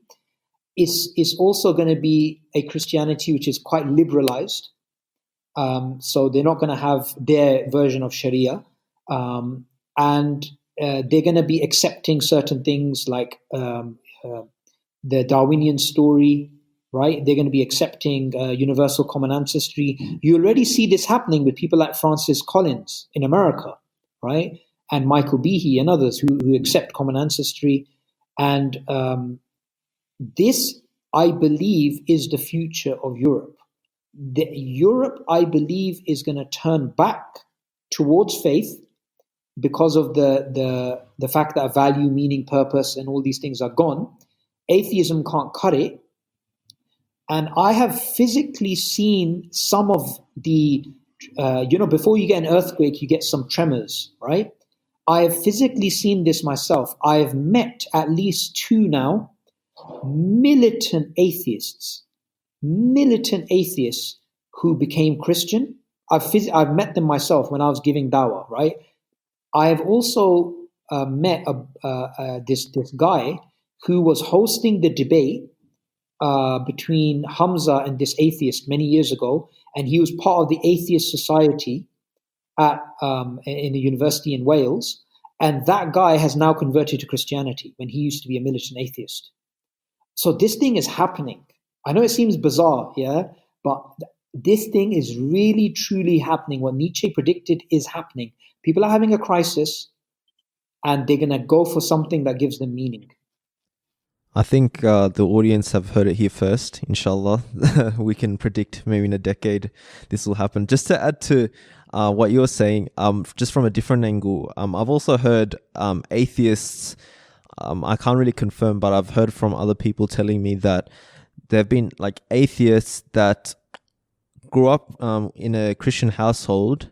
Even though they're atheists, they still would take their family and kids to the church on Sunday just so they have a good sort of experience and a good upbringing, and also just to be in a good environment, to teach them good moral values, just in general, and to build a sense of community as well. Because if you think about it, like how like atheists, like even from a Islamic standpoint, you've got Eid to celebrate with the community. You've got all these things. You got Ramadan. It's a sense of community. So then what's atheists got to do? Like what, making YouTube videos trying to refute religion or something? Like that's the best kind of community. Like I don't know what else, like what do you do as an atheist? Like there's no holidays for you. You can't celebrate Christmas. Like you can if you want, but it's not like you don't actually believe in the concept. So like it's not really a proper Christmas. You know what I mean? Like what are you actually going to do? So. Yeah, a brother who I'm trying to get people to follow him a lot more now. He's unknown in the dawah, but I really see him as, inshallah, somebody that's sincere and somebody that's going to make a big difference. And that's this brother from the YouTube channel, Yusuf Ponders, right? Pondering Soul. So the thing about this brother is that he used to be a militant atheist, right?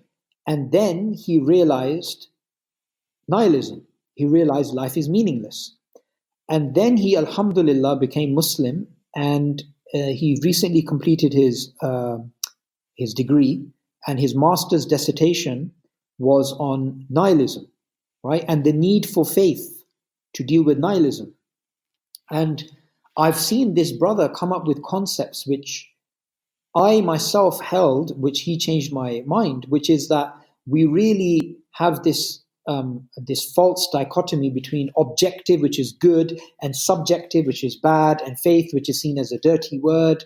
And, he is arguing, and inshallah, he's going to be, I don't know how long it's going to take, maybe a year or two. He's going to be putting out a book on Islam and nihilism.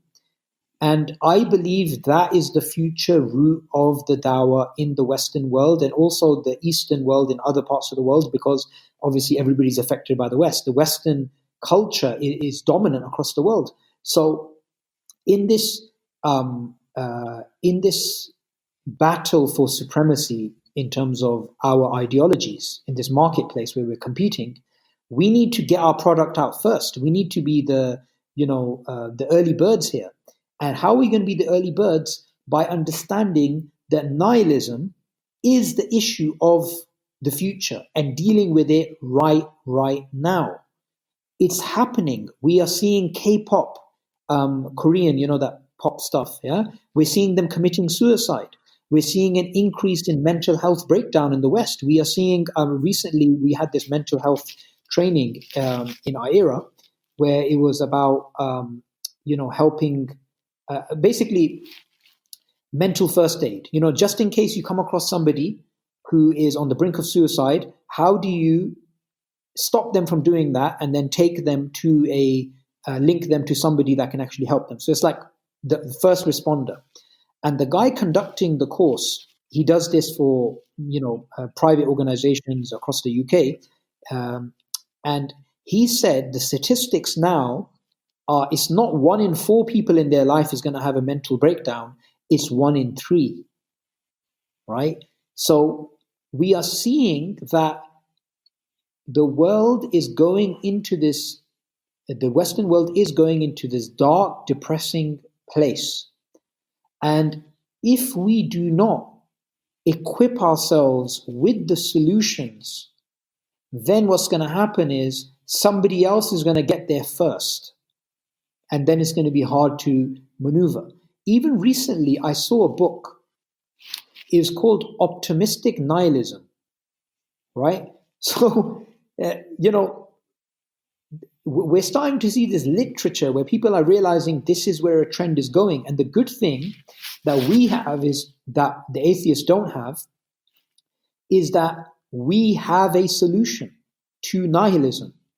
And we have a solution which is something which has worked in the past. And it is something which is not just something which works, but is also true. And that is Islam. Now, if we get stuck in this reactionary narrative, which is still going on, of new atheism, of online refutation, of this video and that video and this thing and that thing, then we're going to drop the ball. Now, why is Jordan Peterson so famous? He's only famous because there is a crisis of meaning and he has stepped in. Jordan Peterson has been around many, many years. Why wasn't he popular 20 years ago, 30 years ago? The guy's in his 50s. What? If you look, I saw an old video of his where he had, right now his beard is like black, white. There is a video of him online where he's on some TV show where he was a nobody, where his beard is all black. He's been saying the same thing for dog years. Why has he taken off now? It's not because he went out there more. It's because this is the need of the hour. And this is why even atheists are following him. And Dave Rubin, I don't know if you know him, he's a secular Jewish... as is a show? Yeah, the Rubin Show. And he recently said that he's no longer an atheist. And he was also laughing about the fact that other atheists are attacking him for apostating from atheism. And he said Jordan Peterson played a big role in that. So that's what I think. I think we really need to focus on this issue. Yeah, I think how about what's your take on I know the Mad Mamluks, they sort of did a episode with brother Bassam Zawadi on the idea of deism. Like we talked about the West leading towards a more liberalized version of Christianity, perhaps in the future, and that's what I guess leaning towards more spirituality, as you mentioned, and Hamza Tortus mentioned. But what's your idea of perhaps deism also rising in the future? Because from what I watched the episode, and people can check it out as well, inshallah, that Bassam mentioned that he was having a conversation with I think it was an ex-Muslim or an atheist, and he was a deist. And what Bassam found out is that there weren't many works by Muslims when it comes to tackling deism. So then he actually went out and actually did works on it. I think he did a whole paper on it because he's saying that he predicts in the future that deism will be on the rise. But what's your sort of take on that? The thing is, I don't know too much about deism. I've always found deism to be really confusing. It's confusing because I don't really see it as that. I don't see it as distinct from atheism. it's just atheism plus God, because practically you can live your life like an atheist, because God doesn't answer your prayers. God is not interested in you. God is just an abstract concept. Yeah. Now, Dawkins, in his debate with Professor John Lennox from Oxford, when they were having this debate, it's online. It's one of the debates they were having in Oxford. He basically says, Dawkins says, when Lennox is making an argument for God, Dawkins basically calls him out. He says to him, look, you're making a general argument for God, and then you're moving to Christianity, which doesn't make sense. And he said, I don't accept deism. However, I accept you can make a rational case for it, not a case I accept, but I accept that you can make a respectable case for it. But your God is the one who created this entire universe with billions of stars and then died on a cross. That doesn't make any sense. So, I understand why atheists see deism, I don't know how to pronounce it, as better than any faith-based thing. I understand that they see it as better. Yeah. And even some of the militant anti-creationists that you find in, or even people who are generally anti-religious, they're actually deists, like Anthony Flew. He was somebody who was an atheist and became a deist, right? What's his name? There's another guy who's a deist. The guy who wrote The Social Conquest of Earth, E.O. Wilson, right? That famous, he's like 90 and he's a professor. He's a world famous biologist, right? So he's a deist. But deism, I don't see it as something that can give you meaning, because God is like, Darwin was a deist. A deist is, until the last decade of his life, but deism is practically infertile. What the hell can it do? It can't do anything. So yeah, I'm not sure if that's going to be the future, because it doesn't give you any meaning. Okay, fair enough. Those are good insights as well, mashallah. I also wanted to touch on the idea of. I didn't know Bassam did that. So I'm gonna listen to that. Jazakallah khair for that. Welcome. Yeah, I think he also did a paper on it as well, so you can check those out, inshallah. And also with the idea of, I wanted to touch on in, I know a lot of the things we talk about is kind of also addressed by Imam Ghazali in many different ways, and he articulates it as well. But just the concept of taqlid, like I think it was in Deliverance from Error as well, where he makes a point where he classifies the lay people from the intellectuals of society, essentially. So I think Ibn Rushd also made a very similar point, where you have to talk on people's levels. Like, for example, in a Jummah khutbah, like someone like yourself and maybe Hamza and stuff, you're not going to talk about rational arguments on the minbar, right? Like a lot of people, it will fly over their head. You're not going to start talking about induction, deduction. You'll talk about, remembrance of Allah, good things about Islam, so people can kind of resonate with it and can easy to understand and go home and sort of apply it straight away. So Ibn Rushd said that there's categories of people, like people that are lay people, the people that just need certain questions that they have when it comes to perhaps doubts they're encountering, because they're a bit more inquisitive. And then there's the sort of intellectual crowd, where they go deeper into ideas and philosophies and stuff. And what Ghazali mentions is that the lay, let's just say the atheist camp, right? There'll be the intellectuals, there'll be the lay people. You'll see them on social media, for example. The lay people, and I'd like to get your opinion on this. Like, what it seems like, and this is reminiscent of what Ghazali kind of mentioned at his time, is that the lay of certain a lay person will look towards an intellectual in a certain field. So, for example, a lay atheist may see, oh, look how smart, I don't know, Stephen Hawking is, or Richard Dawkins and stuff. So they're so smart in their field, I'm going to follow what they say. And since we know they're very good in the field, they've achieved, maybe not Richard Dawkins, but any other kind of atheists in the field of physics, for example. They've achieved a lot. Even maybe a Neil deGrasse Tyson with astrophysics and all that. They'll see, oh, look at, they're so smart. So I'm going to do taqleed, like kind of blind follow them on theological points. So since they don't believe that God exists, I'm going to believe that God exists because it makes sense because they're smart.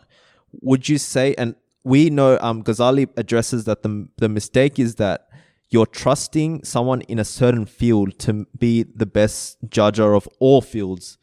And what I did in class, we did like a hierarchy of knowledge. So, there's knowledge of Allah and prophets and everything. And you make a tree diagram and you can see that where sort of, science and philosophy falls into. But what the lay atheists have done is that they've put these intellectual atheists onto a pedestal where they've sort of taken them as, I guess, shuyuk.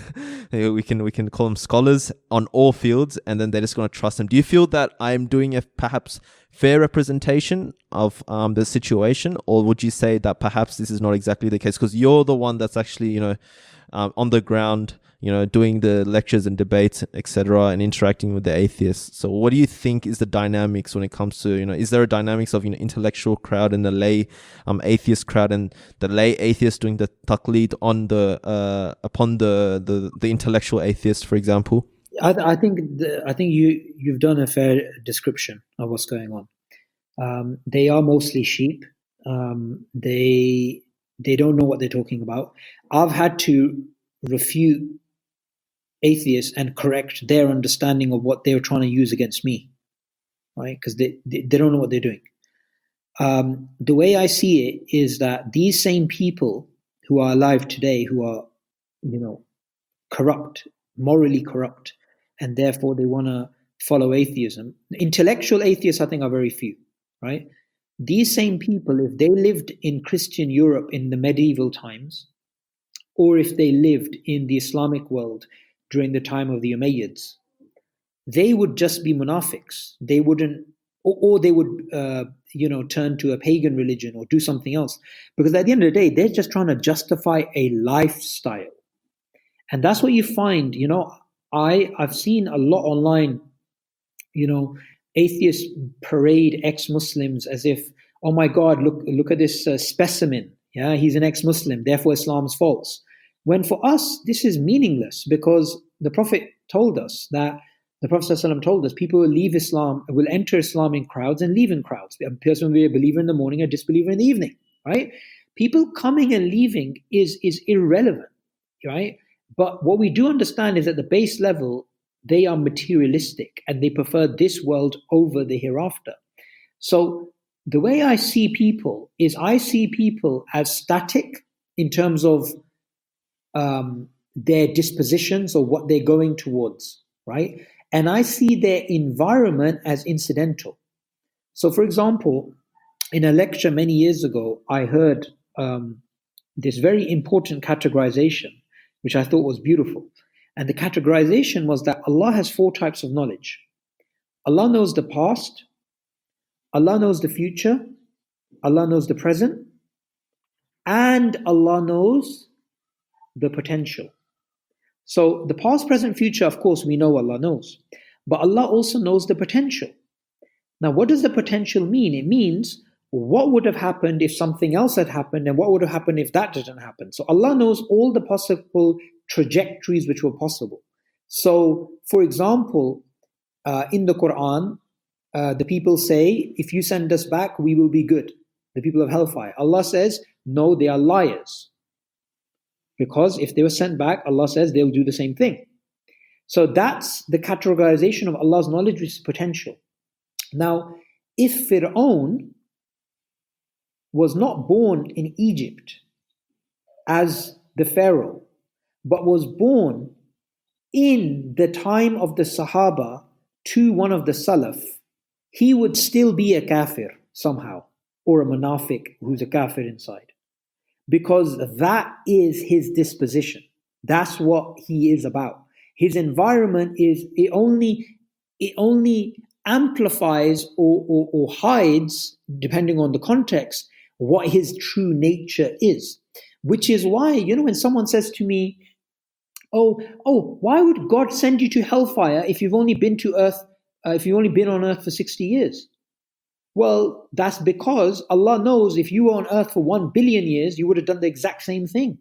Yeah, Allah knows if you were born in a Muslim household. Yeah, it's the intention. Yeah, Allah knows. So when I sometimes hear this very poor argument. It's a very poor argument, right? In Speaker's Corner, this atheist, I was talking to him about why Islam is true, and he had this smirk on his face, and he goes, "Yeah, what about people before me, right? People who never heard the message." And he said, "My ancestors." And I thought that was such a dumb argument because I'm giving him reasons why Islam is true. Now, Allah knows his ancestors, what knowledge they had, what knowledge they didn't have. Allah knows his ancestors, if they were born at the time of the Salaf or if they were born today, what they would have done. And Fir'aun asks Musa the same thing, Musa alayhi salam. Musa alayhi salam is giving Fir'aun evidences. And Fir'aun says, "What about the people before me?" And Musa says, "My Lord knows best about them." Meaning Allah knows. Who the hell are you? And there's this beautiful narration of the Prophet ﷺ where the Prophet ﷺ says, there will be khair in this ummah as long as they do not ask, where will the children of the non-Muslims go? Right? This, I couldn't find the reference for this hadith because I found this hadith very powerful, but it was narrated by Yasir Qadi in the iERA series, right? So I know with certainty that inshallah he's using a valid source here. But anyway, the lesson is important, right? Because Sheikh Yasir, you definitely expect him to use a valid source, right? So, but the lesson overall is true. If you are stupid enough, if you are dumb enough to question Allah's mercy based upon your limited mercy, you're essentially saying a part of something can be greater than the whole. Our mercy that we have in our hearts is because Allah has put that mercy inside us. If Allah wanted, we could have been like sharks. Sharks, they are unborn killers. Sharks, before they're born, some sharks in the womb, they kill their siblings. Meaning, before they were brought into this world, they have already killed. If Allah willed, humanity could have been like that. We could have been a Hobbesian all-out war, with each other. If we have any bit of mercy in our hearts for any creature, human or non-human, it's because Allah has sent that upon earth, and Allah's mercy is greater than that. And Allah's mercy, as we know on the Day of Judgment, it will be for the believers, Allah's mercy, 100 portions and 99 portions on the Day of Judgment. So when somebody says, but I'm worried about the indigenous people of the Aztecs and whether they got the message of Islam. Well, you're worried because your theology is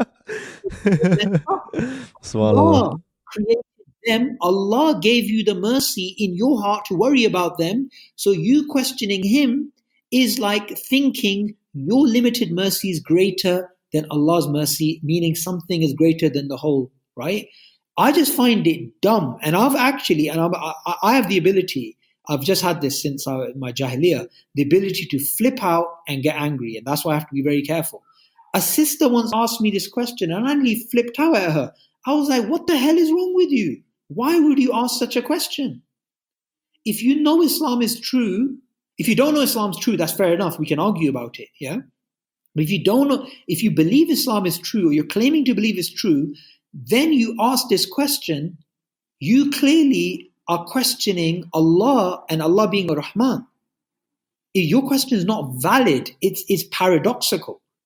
And that is something that we need to teach people. This is why Aqidah is important. Yeah, I'm not one of those people that love, categorizing people and saying he's off the manhaj, he's this, he's that.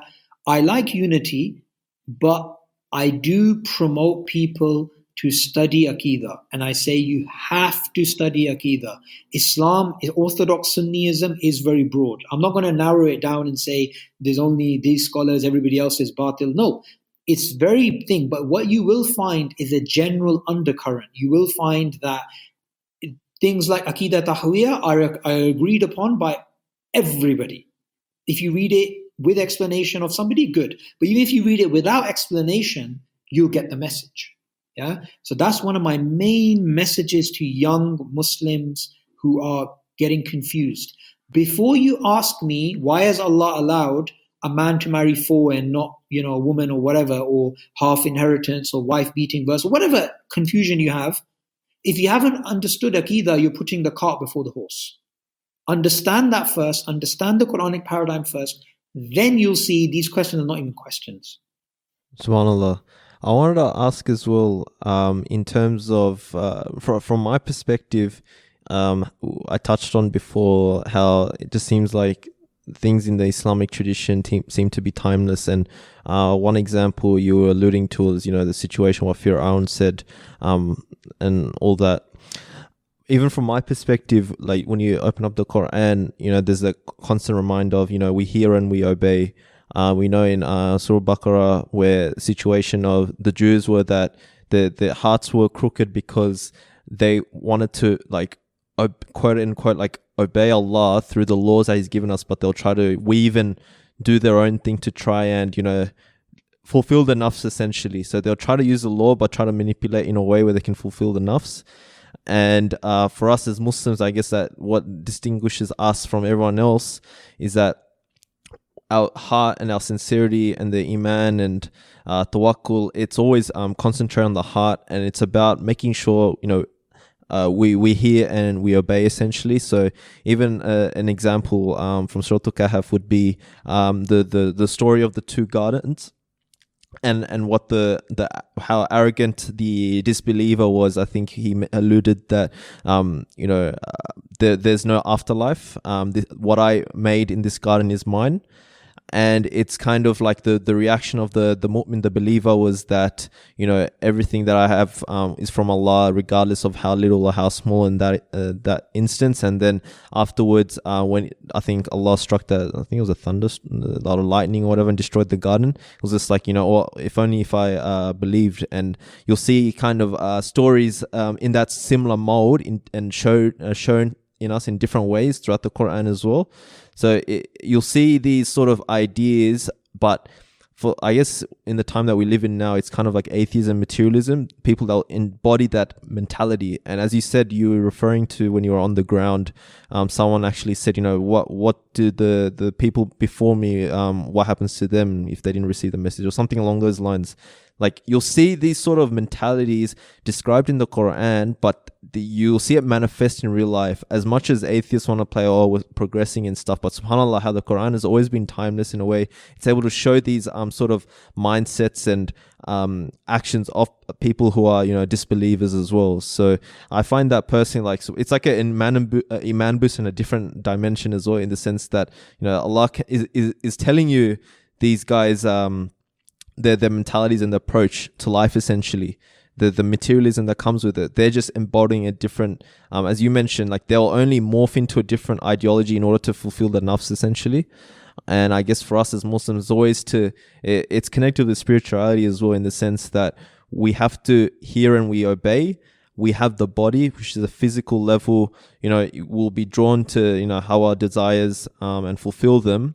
But we always have to concentrate on the heart and the sincerity, connect with Allah. And that's where the spirituality kind of kicks in, where you attain truth essentially through the practices and everything. So that's kind of my thoughts as well when it comes to reflecting on the Quran and how it manifests in the day and age that we do live in. And there's countless stories all the time. And even with the Jewish, the people that were Jewish, you can tell like there are people, even like unfortunately Muslims, that they think they're Muslim, they think they're following Islam, but they're only following rules that suit them. You get what I mean? So yeah, it's all reflected. You just need to think about it, read about it in the Quran, and be sincere in the process as well. So yeah, I also wanted to add to this that, do you remember when we did the podcast last time, you guys gave me a book from one of the scholars, Abu Hassan al-Nadawi, I believe. Yeah. And it was on materialism and Surah Kahf. Now, what happened was, when I was on the plane, I think I was reading it on the plane, and then afterwards as well, or I think I lost it. But I did read it I was reading it on the plane, and it really started hitting me about materialism and Surah Kaf. And what happened was that actually shaped my thinking that, hang on a minute, new atheism is prevalent today, and that promotes materialism.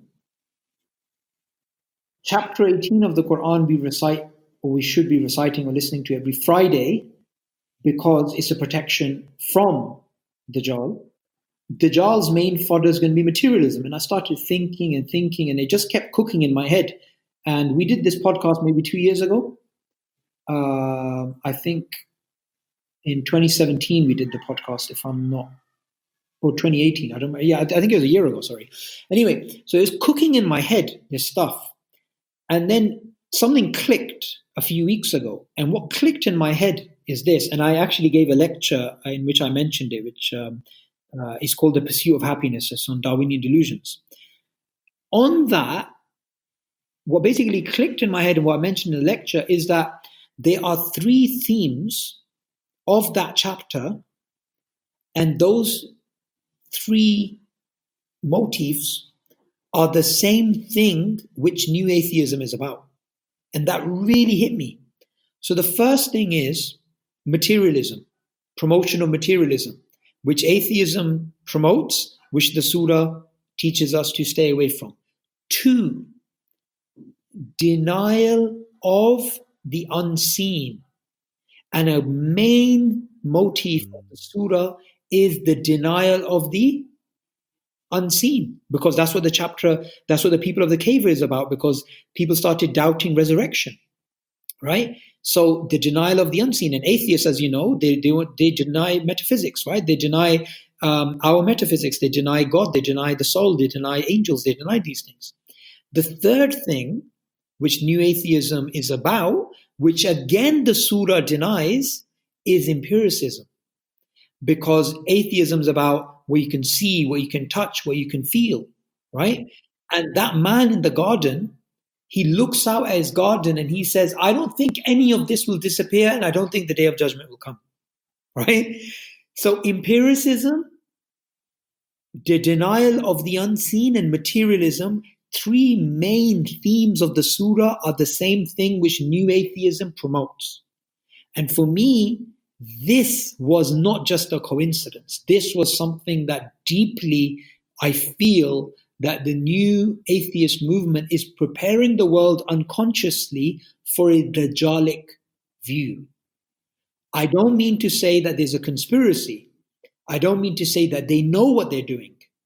But what I do mean to say is that if we accept their criteria, which is deny the unseen, focus on materialism, focus on empiricism, then Dajjal, when he comes, it will be hand with glove. Why? Because there's a God you can see, which is what they're talking about. He's going to deny Allah, which is what they're talking about. He's going to attract you through materialism. Nobody's going to be attracted to Dajjal because he's going to teach you an amazing way to connect with Allah, or he's going to teach you about charity. They're going to connect with him because he's going to give them what they want. He's going to give them materialism. So what we need to understand is we need to look into the future and see what the future trends are and prepare for them today. That just to bring up example, because not a few days ago I watched the new Netflix show The Messiah. Oh yes. Bit controversial, but anyways, so I'll mention anyway because it's interesting that the Mossad agent guy, he was pretty much an atheist. I think he was pretty much denying God. Every time he talked to the Masih guy about God, he would be like, why has God done this and that? So I assume he's an atheist. So he didn't explicitly say. I think he might have. But anyway, so like literally the last scene of the show is like he essentially died in a plane crash. Sorry for the listeners who are planning to plan to listen to it. And I've just kind of given the spoiler, but anyways, it's kind of relating to what Subboor was saying, that the guy dies, but then he wakes up, and then a little kid comes up to him, is like, you were dead, there were flies on your face, and now you've been resurrected. This guy put his hand over your heart, and you're resurrected. And then, because there was 2 guards with him in the plane, the Dajjal dude goes up to the other guards, puts his hand, I think, over their heads, resurrects them. And then you see the next, literally, when they're resurrected, they come back to life. The guard is like holding onto the Masih, the Dajjal's hand, and he's like kissing it. So that's actually really scary, because like that show has actually portrayed what atheists will do essentially when they encounter such a situation of a person. If they encounter such a guy resurrecting people, you know how scary that is. Subhanallah, like. That's like a pure, like, how can you deny that? At that point, you've seen someone being resurrected. Like, what can you do? Like, if you're an atheist, are you going to suddenly be like, oh, no, I got to be a Muslim because, nothing's going to process. They see that. They've lived a whole, materialistic worldview the whole life. They're going to worship him. This is so beautiful, yeah, because Ibn Taymiyyah says this beautiful thing about the Prophet. He says about the Prophet ﷺ that Abu Bakr recognized him to be a prophet without any miracles.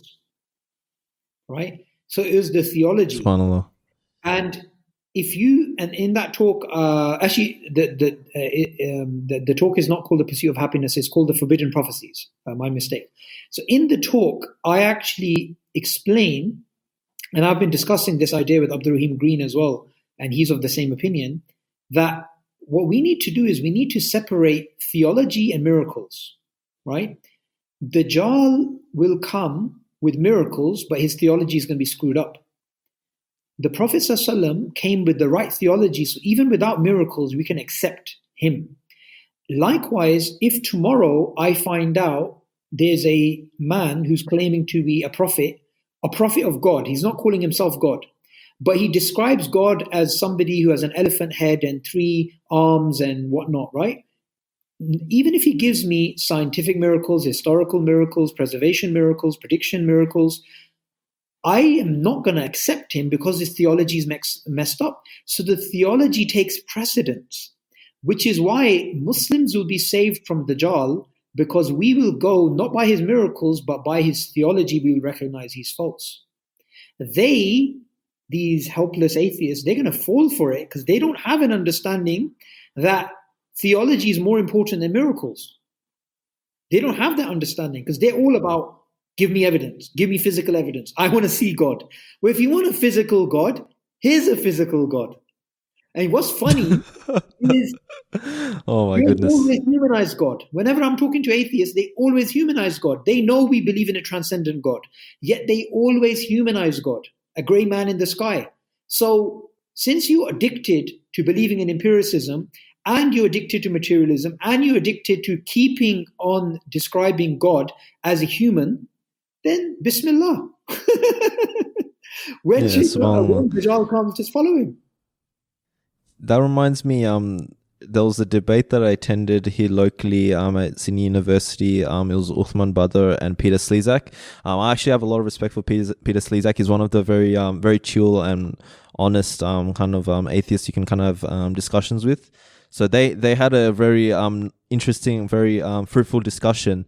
And one of the things that Peter Slezak kind of falls into, and which Uthman kept reiterating, is that, look, when you talk about rules, like, for example, an atheist will be like, oh, God said you have to, I don't know, pray 5 times, why does he do that? Like, what you're doing in that is that you're acting like you're firstly not representing God in Islam correctly, because you're treating God as like some third person, like he's you, he's me, and he's God, and he's just some angry guy who's just making up rules that we have to kind of follow. You know what I mean? Like it's and then, but you have to conceptualize, like, if you want to have an honest discussion, you have to bring the whole viewpoint of Islam's conception of God to the table. So if God in that picture is a creator of the heavens and the earth, he's given you and me life, he's done everything, he's given these blessings, etc., then that's like representing Allah properly. And then you can kind of ask, actually even asking those questions become pointless if you really conceptualize God to its fullest. But the way I guess atheists kind of portray is like some third person in on the table sitting next to us who's just a nagging and complaining, is a bit angry. You know what I mean? Like, and he's lost the plot. Like, that's how atheists seem to portray God when it comes to having discussions. And so Uthman kind of picked that up. He was like, look, not like Peter Slezak was doing that, but he I think he was talking about a certain point about morality and some sort of ruling in Islam or something. And Uthman said that, like, you have to conceptualize God to its fullest in how we do it before you ask these questions, because the way it's portrayed is like it's some third person next to us sitting on a table kind of thing. So I'm going to watch that debate, man. That sounds interesting, inshallah. That sounds really good. Yeah, mashallah. It's a very engaging debate, alhamdulillah. Yeah, I'll try to link it actually, inshallah. It's you see it, I'll pull it up. But yeah, it was a very I was there and it was a very fruitful discussion, alhamdulillah. That's good, man. It reminds me of once. I also Yeah, sorry? Sorry? I remember asking this atheist, would you, if you saw God, would you follow what God says, right? And he said, only if I agree with it.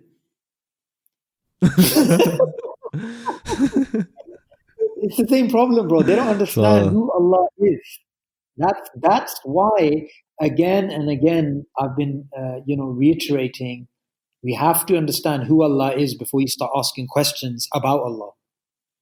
SubhanAllah. I think in terms of, and that's what I was referring to before about the Quran bringing these viewpoints to the table and telling us through stories as well, which is actually another miracle in of itself, that we're able to, like, how the Quran is structured, that these stories, kids can read them, adults can read them, they can derive lessons, but these profound ideas and concepts are actually embedded into those stories that normal everyday people can relate to, and then we can kind of dissect on a whole different dimension and also bring out these viewpoints in order to kind of refute I guess atheism on an intellectual level, or bring out the flaws in them, whilst a kid reads the same thing and extracts gems from it. SubhanAllah, you get what I'm coming from?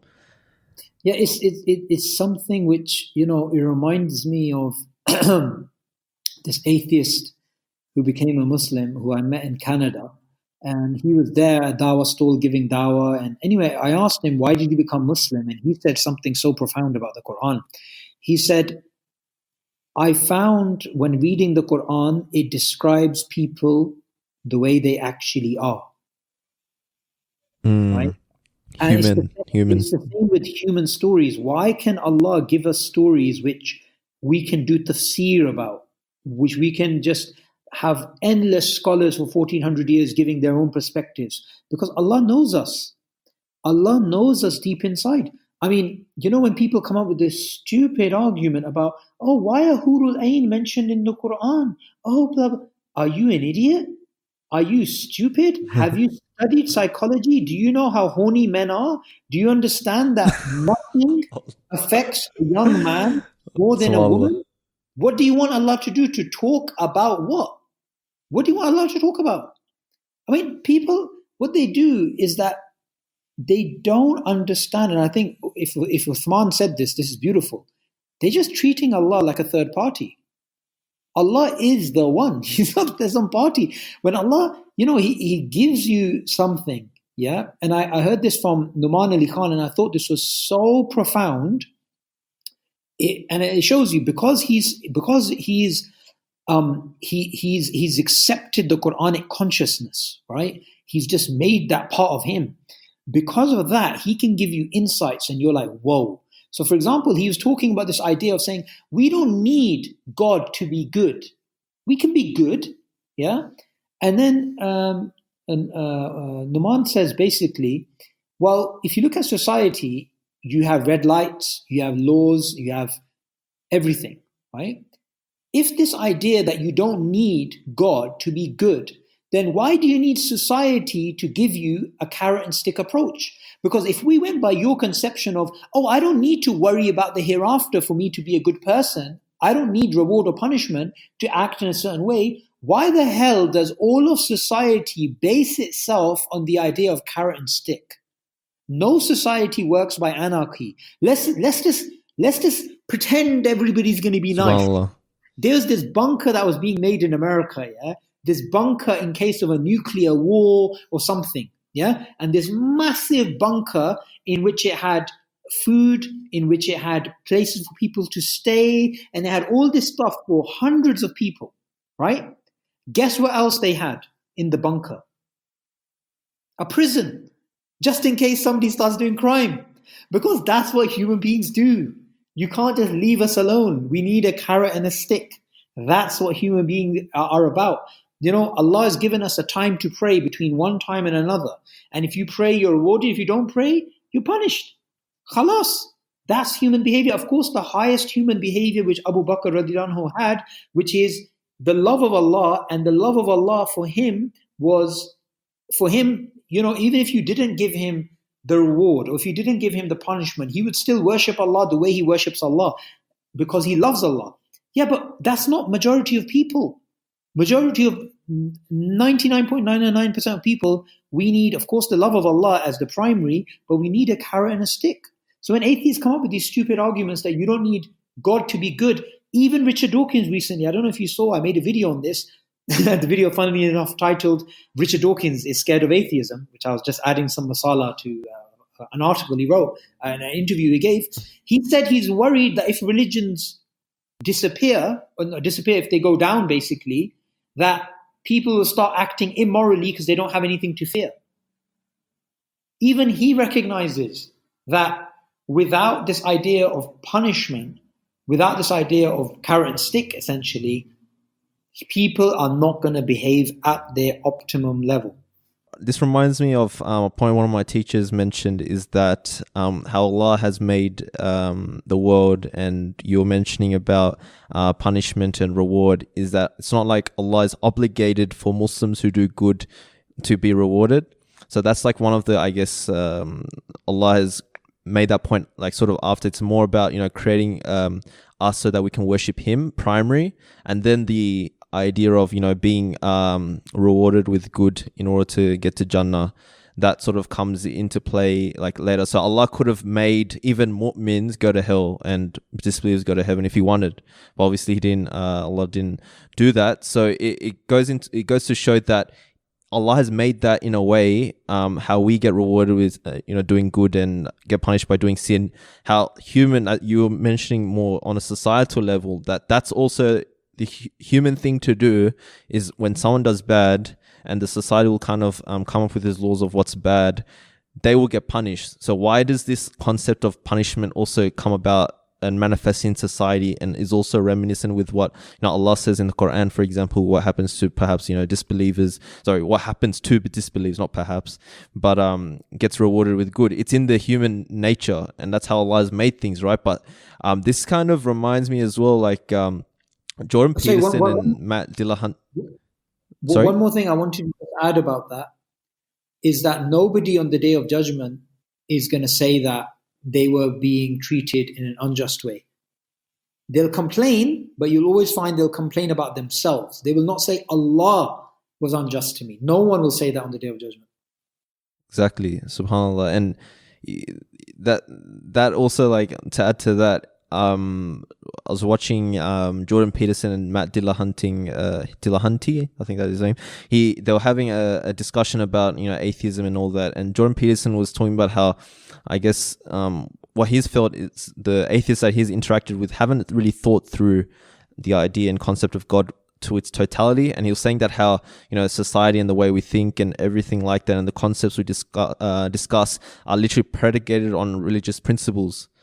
And atheists kind of, you know, come into one period of history, which is now in the modernity, and sort of try to paint it like, oh, you know, that's all rationality and reason and stuff. But the things that they discuss and the way they discuss it is already taking on board, you know, religious lingo.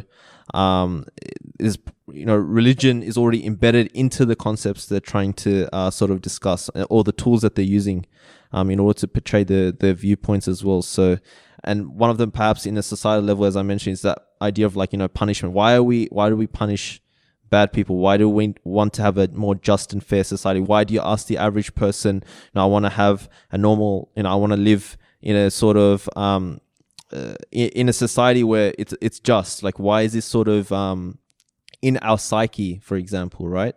And that kind of ties in with how Allah sort of made this world and how we are as humans, subhanAllah. Absolutely. And Douglas Murray, like I mentioned before in The Strange Death of Europe, he speaks about this very same thing, that, well, Matt Dillahunty obviously an atheist and Jordan Peterson's a Christian, but Douglas is a Christian who became an atheist. But he still says that even the religion of human rights, right, is a post-Christian dream, right? It's just a remnant of Christianity. Even language, look at much of our language, right? So even in the biological sciences, we use the word design, right? We use the word design. Now, design is actually a word that should be used strictly theologically, but it's still a word which is used in the sciences. And, Daniel Dennett, in a online a video called Moving Naturalism Forward, where he's sitting with other philosophers and Dawkins and others, he says we need to get rid of this folk language of design. There's so much in society today, meaning, value, purpose, ethics, morals, civilization. All these concepts are fundamentally faith-based. So when you try, it's kind of like this, right? So imagine you move into a house, right? And then what you do is that you want to take out all of the things which belong to other people, right? The previous owners, because they left everything behind. What you're going to do is, as you're throwing out stuff, right? You're throwing out some old tables, some other stuff. You're going to start to realize, hang on, this table looks really nice. I'm just going to keep it here. Oh, this mirror looks nice. Okay, I'm going to keep it here. And before you know it, 80% of the stuff which was left over from the previous owner, you still have. And then you also discover that actually the house itself and the structure of the house itself was designed by the previous occupant. So even if I threw out the other things like the table, the internal structure of the house, I can't change. That is an analogy to understand the transition from the Christian world to the atheistic secular world. They can't shake off the Christian faith-based roots. It is impossible. And this is why, although I disagree with Douglas Murray, and I would never really mention him in a positive light at all, in this context, I totally agree with him that it is inescapable, it is irresistible, the Christian influence, faith-based influence upon the Western world, and we cannot get rid of it. I wanted to ask, you brought up a really interesting point about language, and something I actually really think about a lot. In philosophy, there's this concept that when I took one of the philosophy electives, that one of the concepts is that you can't really attain the capital T truth because language is in itself limited, and since we have to express our viewpoints through language, we can never really attain the capital T truth because we are, I guess, quote unquote, like contingent on the language you're using. And even from a sort of Islamic, actually, I wanted to ask you a viewpoint about from an atheistic paradigm, because I've always thought about this, that let's just say, survival of the fittest and etc. and organisms morphing into humans and stuff. In order to develop language in the manner that we are using language in this present day, there would have to have been at one point in time, I'm talking about from a theory of evolution kind of perspective, that there would have been a human being that would need to have said some words or something, or sort of like be born, make up some words and transmit what he's trying to say with those words to someone else before he dies, and sort of have a comprehensive language that I guess his tribesmen or people can utilize in order to sort of talk. Because why I bring this up, even in Second Discourse on Rousseau, because I did a post about this on Facebook recently about the concept of language, that Rousseau says, and I think it's probably more Islamically aligned in the sense that the way you think is sort of because people think in a language. So when you have thoughts in your brain, you think of it in English, for example. Like I speak English, I think of thoughts in English. It's not just in a dimension of thoughts. You're actually having a thought in English.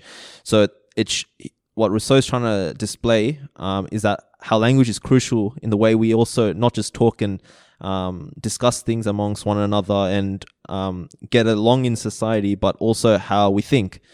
And if you take an Islamic approach, is that we know that Allah's wisdom of revealing the Quran in Arabic is that the Arabic language is instrumental. One of the Semitic languages has rich the way you express yourself.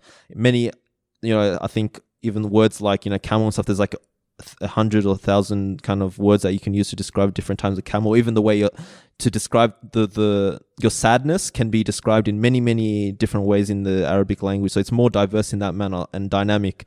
So I guess that's one of the reasons that perhaps one of the reasons why Allah revealed the Quran in Arabic specifically to us, so we can.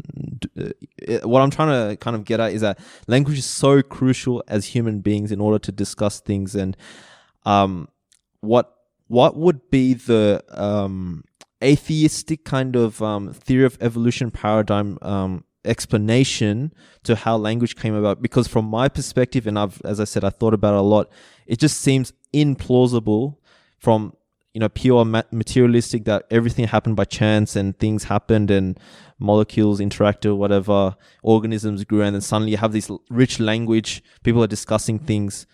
And because, as I tried to prove earlier, is that the way you think and language is very interconnected, and the Islamic kind of proof for that is that Allah taught Adam alayhi salam how to speak. That'll be like one of the first things that Allah did. And that's actually a representation of how crucial language is, even in our Islamic intellectual, I guess, tradition. So would you say there's sort of an explanation within the atheistic paradigm when it comes to even something like language? Because as I said, it's a deep, deep, deep topic, you know what I mean? No, absolutely. I mean, I don't want to say too much. I just want to stay within my lane because I'm planning on studying the evolution of language in a lot more detail. From what I have studied and what Hamza has studied, because Hamza's, when he was doing his master's, one of the modules that he did was actually on the philosophy of language. And so we've been having some discussions about this because I've been looking into, not because I wanted to, but you just incidentally come across evolution of language ideas. And he's been looking at from Chomsky's perspective of the poverty stimulus sort of thing about language, right? So two things which I thought were very interesting. Origin of language, on the minimum, we can say from an evolutionary perspective is a problem. That's not controversial. It is a problem, the evolution of language. Two, it is agreed upon it was absolutely significant in the catalyst to the launch of human culture, technology, intelligence, everything. Something which I found was very profound from the Tadabbur point of view is that Allah says He taught the names of Adam He taught the names of all things to Adam, right? Now, the scholars, they say this means names, concepts, these types of things. What I found interesting is that in the history of anthropology, in the history of human life on Earth, we came around, the way they describe human is different to us. So when we say human, we mean Bani Adam. When they say human, they mean everybody alive today and all of the hominids going back to Homo erectus. So that's their version of human.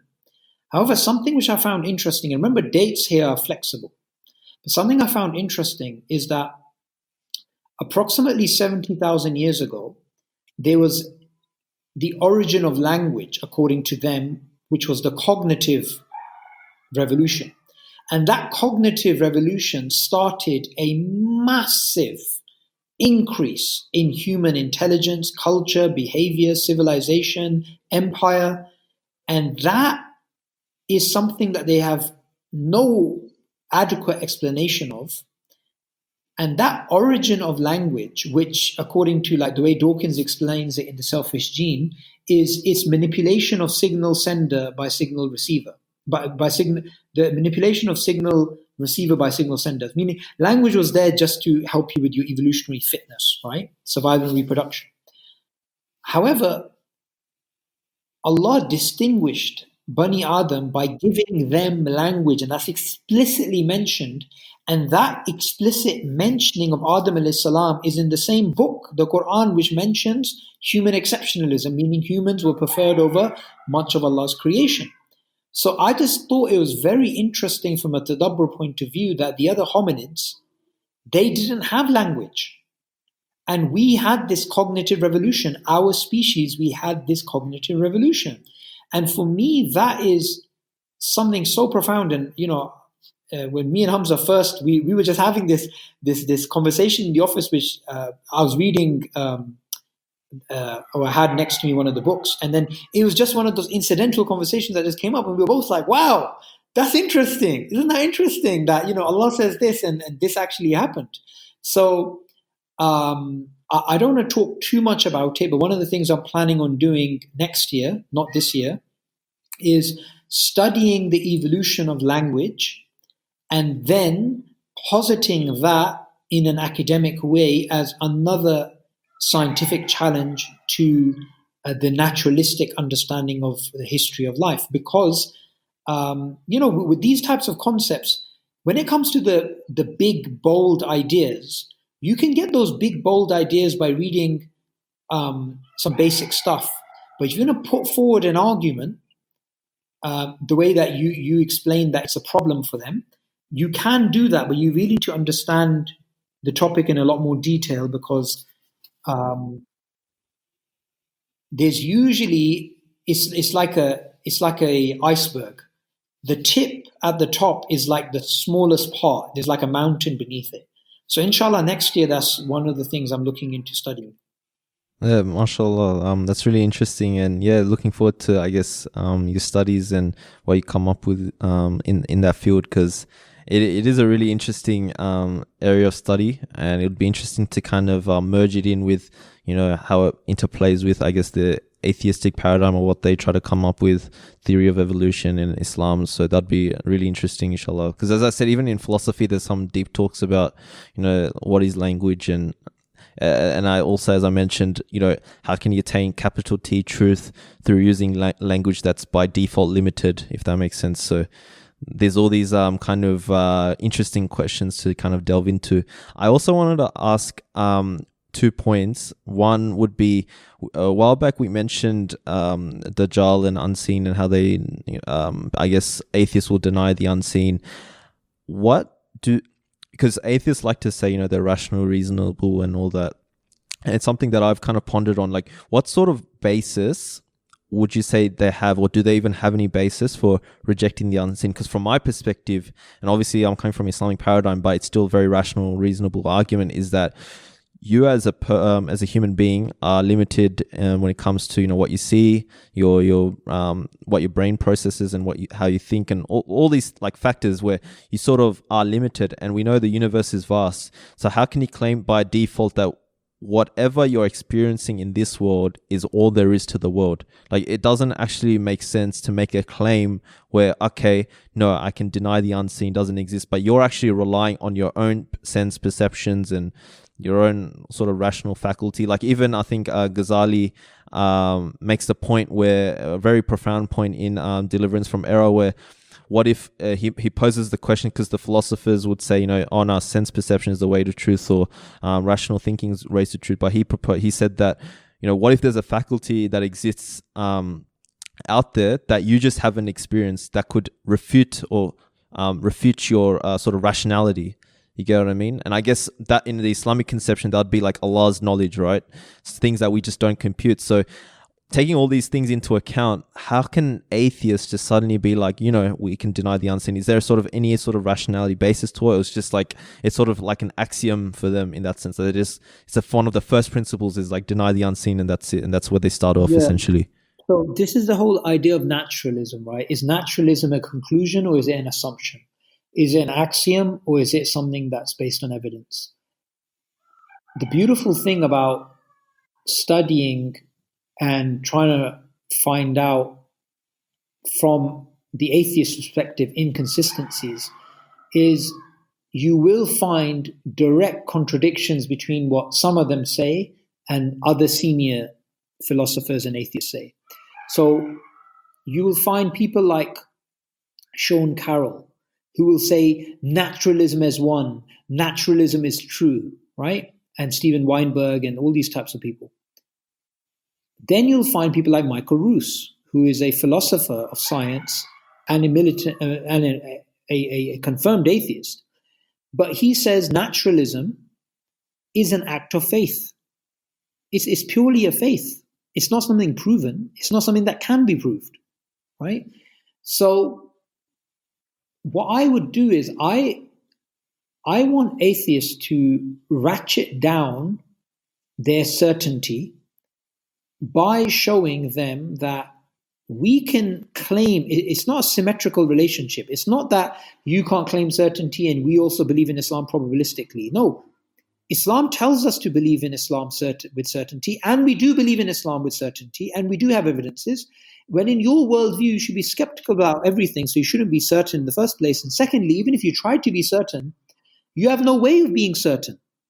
Because how can you use reason to come to a conclusion about naturalism and make that conclusion absolutely confirmed when that at best that's going to be inductive, right? So as Allah says in the Quran, were they created from nothing?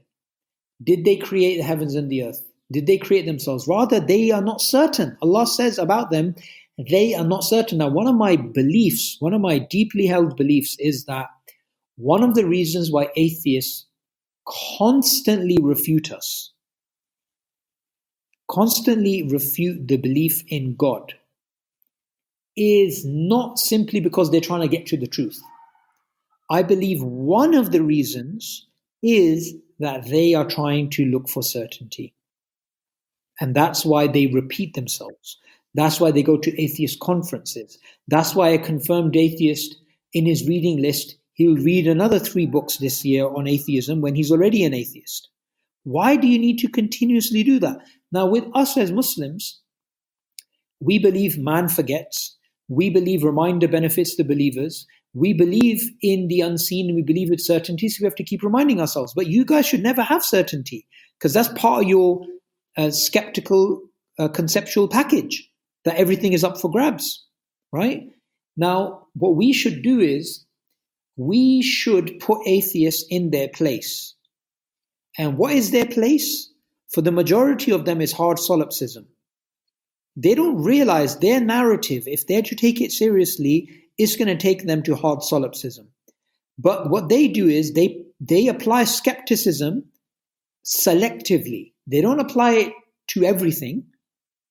And like intellectual squatters, which is Hamza's preferred term, they take over a house and they pretend it's theirs, when the furniture and the structure of the house is faith-based. So they still speak about morality, they still speak about reason, they still speak about ethics, they still speak about these things, but in reality, these things cannot be justified under atheism. SubhanAllah, that was beautifully said, and it's sort of, from my perspective, it seems like atheists go off like first principles of sort of, as you were mentioning, naturalism, and I guess for Muslims, it's like first principles is believing in God, and from the Islamic paradigm, when you have your first principles of God, you build like, someone mentioning to me, like palaces, like your worldview, your everything, it's in a beautiful, positive way, whereas if it's unnatural, which is you use your first principles as naturalism, you're only going to go down a weird rabbit hole. Whereas you mentioned, you've got to be skeptical of everything. How can you say you have truth? You got to always be skeptical. It's going to go down a weird sort of rabbit hole. That's even not. It's very unnatural for the fitra to get in tune with that sort of behavior as using naturalism as first principles. I also wanted to mention as well another point. What I found, and I read this in Hamza Tsotsis's Divine Reality, is that, and it's obviously correct in the sense that you're putting God in the realm of first principles, or as he called it, as self-evident truths, and I think Hamza actually used a great example in the book where we don't, like as human beings, we don't try to prove what happened in the past or we are, or if we're existing or we're hallucinating. Essentially, like that's not normal for a human being to question. So that's what we would call as self-evident truth. So we don't have to prove it. Like we don't have to prove the past happened or whatever constantly. We just say it's a self-evident truth, and we don't think twice about it, essentially. So what it seems like what iERA have done is that perhaps before, many years ago, you would have argued the existence for God in a more rational manner using possible theories and all that. But then now it's more putting God in the realm of self-evident truths. But my question is that, which is obviously valid and obviously correct in Islamic theology, and Ibn Taymiyyah talked about it, all that sort of stuff, and even the argument for fitra as well. But from an atheist point of view, they'll be looking at this argumentation. Then they may consider it as like a cop out for the believer to show evidence for God, and it may not actually be a convincing or a conducive way of presenting God, or having a dialogue about God in a discussion with an atheist. They may see it as, oh, you're just hiding, or you're sort of running away from the fight, essentially. Because now if you put God in the realm of self-evident truths, then it's like the conversation sort of ends there when it comes to proving God. You get what I mean? So because usually before it would have been the Kalam cosmological argument, but the atheists now sort of trying to portray the point that, you have to prove causality and all that.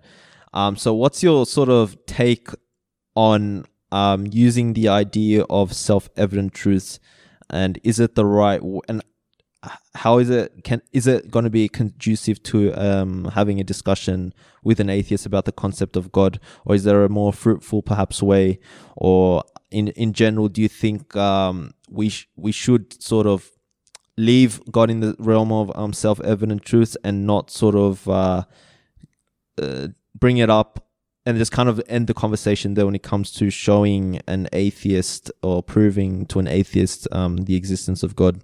Okay, that's a very good question. What I would do is I would give them the conceptual framework that we believe in God because God is self-evident.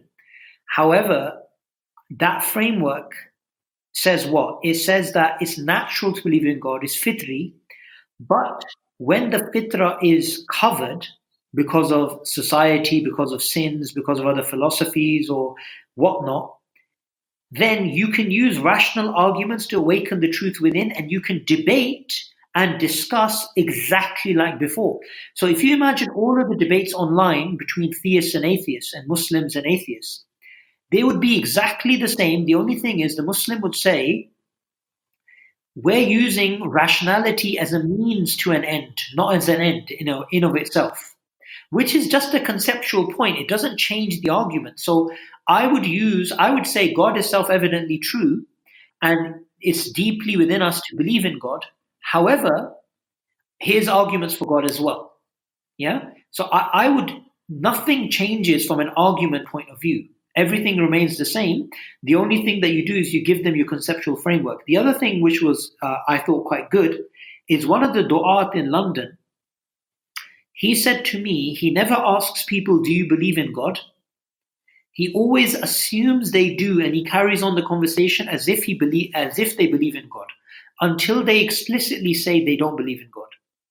Because human beings, if nobody's thinking about the question of why does God exist, then you don't need to put that into their head.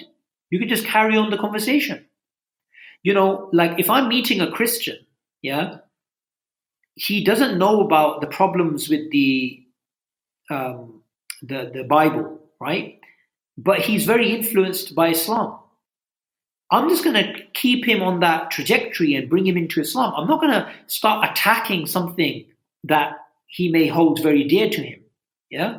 So we need to understand these psychological mechanisms, and du'at really have to be spiritual, psychological cardiologists. We have to understand language, the way it works, what to say, because if you give someone the wrong conceptual tool, if you give someone the tool that, look, we're going to speak about God, we're only going to use our reason, we're not going to use faith, we're not going to use self-evident truths, at best what you're going to achieve is that person is going to believe in Allah probabilistically. he's going to say God is most likely true. Because in our epistemology, we believe rational arguments at best, they can give you a type of certainty, but they can't give you absolute certainty. Absolute certainty is a spiritual thing. It's not something which you could just arrive at physically, right? I mean, using rationality. I mean, look at shaitan, right? Shaitan is a kafir, is a disbeliever. But rationally, he's convinced Allah's the one worthy of worship. He's rationally convinced the Prophet ﷺ is a prophet. But he's still a kafir. So it's not just rationality. Rationality, which is in, for me, the way I see rationality is like the new Uzza. It's like a new false taghut. Yeah? It's been given. What is shirk? Shirk is to give something a position that it doesn't deserve. So you give either Allah a position that is more for creation, or you give creation the place of Allah. That is shirk. Yeah. So we do shirk with reason. You know, oh, I can understand everything about Allah using my aql. When the Prophet ﷺ told us, reason upon creation, reflect upon creation, do not reflect about Allah, because you will not understand Allah except by believing in Him. Yeah, we don't need to be shy about the limits between reason and what is supra-rational, what is beyond rational. Yeah, and for majority of people, like I said before, they don't make decisions based upon reason anyway. They're trying to follow their desires, or they're trying to justify a certain way. So even if I meet an atheist who doesn't believe in God, I will still warn them about hellfire. Now, someone may say that doesn't make any sense. First, you need to prove the Quran is true and then remind them about hellfire. That's not true. That's not the prophetic way. The Prophet ﷺ, he was blunt and I've even met atheists that feared hell while they were atheists. Because these things, even though they don't believe in the fitrah, we know that they have a fitrah. And that's enough to shape our discourse. SubhanAllah, those are very beautiful insights, because it seems that we seem to think like we have to really embody what Islam says and sort of, in a way, assume that, like, not assume, but we know it's true. But since, like you mentioned, the fitrah, and you should just go about the conversation how you'd normally do. You don't necessarily have to, say specifically God. Like I remember actually Firas Zahabi did that video on Darwinian delusions, your YouTube channel, and he talked about the idea of I think he mentioned simple concepts. So and he mentioned God. Like when he's discussing with an atheist, or if he may bring up the God or the concept of God, it's not necessarily they're confused. Like they're not asking, oh, what is God? Who's God? What does God do? All these sort of things. It's already assumed. Like when you have a conversation, why do they, like, even when I was in philosophy class, when they bring up God, like, wouldn't it make sense if you're really atheist that you question, like, okay, what is God? Like, I don't know God. Like, can you explain to me what God is? Or what does God do? Like this and that. But it's already assumed, right? Like, why is this assumed? It's not really a complicated concept, and it means it's a simple concept, meaning that it's sort of like it's in our psyche almost, in that sense, the concept of God, which is proof of the fitrah, I guess, essentially as well. So, but I guess the transcendent God, mashallah, missionary and perspective, I think, right? Idol worship, you can sort of try and explain, right? It's for social cohesion, it's to bring people together to a common thing. There's this thing which has power, right? Because idols have limited capabilities. Yeah, Allah as a concept is beyond space and time, and Allah is totally distinct from creation. That transcendent concept you cannot arrive at. What is there in the physical world that can give you that transcendent concept? You can come to the concept of Uzza, because you see wood, you see fire, you see a human, you put them together, you get it. Yeah. But the concept of a transcendent God, as Firas Zahabi says, it's a simple concept which is irreducible. You can't break it down to anything else. Subhanallah. I think we've actually, I'm looking at the time now, it's 2 hours, 40 minutes, alhamdulillah. I think we've covered a lot of ground. I do want to probably ask one more question to sort of wrap up the episode. More maybe on the idea of morality, that how atheists seem to, when they have a discussion with you, they point fingers like, oh, I don't know, Rasulullah married Aisha at a young age, and look how he's a pedophile or whatever. Astaghfirullah. Some atheists, some militant atheists may do that. But I guess what I've seen constantly from your works as well, it's like, you have no morality, you have no paradigm to go, so you can't. And even Muhammad Hijab, for example, in his debate with Cosmic Skeptic, is like, you can't really put the finger on us. Like, you don't have any like sort of morality to point the finger at us about. So if you don't believe in an objective morality, then like, what are you doing? Like, what are you bringing to the table? I don't understand. You get what I mean? Like, everything's up in the air, and it kind of ties in with nihilism as well. So I've seen atheists try to portray that. Sorry? It's actually called moral nihilism. Okay. And atheists have to be moral nihilists. They have to be moral nihilists if they want to be consistent. Right? So morality for them, it's not, moral skepticism or moral relativism. Those are different. Moral nihilism is essentially saying, not that we can't know what is good. It's basically saying there is no good, there is no evil, there is none of these things. Right? So, I'm trying to enjoy my burger, yeah, and I'm sitting in a restaurant, yeah, and it's a posh restaurant, everyone's dressed up, and some naked guy comes in and he starts lecturing people that they're immoral because they're not wearing gloves. You're going to think, get the hell out of here. Who are you? Yeah? You're not wearing any clothes. And you're here trying to lecture us that we need to cover our hands or else we're going to be immodest. That immodest issue that he has of not covering our hands, that cultural issue, wherever he got it from, we're not going to take seriously, because that guy, he's walking around in his birth suit. Yeah? He's walking around naked. When atheists speak about morality, I just find it hilarious. What on earth are you guys talking about? And we need to have this condescending behavior towards these militant atheists, because I find that the Muslims, they get very shy. They get very, I had this atheist once, not atheist, this other non-Muslim of some sort. And he was saying to me, you don't believe in Sharia, do you? I was like, yeah, I believe in it. Because they expect us to go on the back foot and say, oh, no, not really. Oh, there's different misconceptions. Hurul Ain really. No, at the end of the day, the way I thought about it many years ago, I thought, I'm going to be a Muslim or I'm going to be a kafir. I ain't going to be in the middle. I'm going to be a Muslim or a kafir.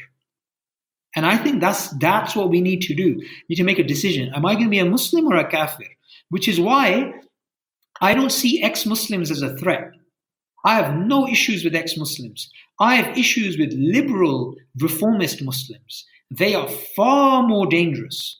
My children, I have two beautiful daughters. If my daughter, she's older, she's a teenager, she sees a murtada, she sees a female apostate on YouTube talking about women's rights and freedom, I don't really care. I'll let her watch it all day, because she can see that's a kafir, I'm a Muslim.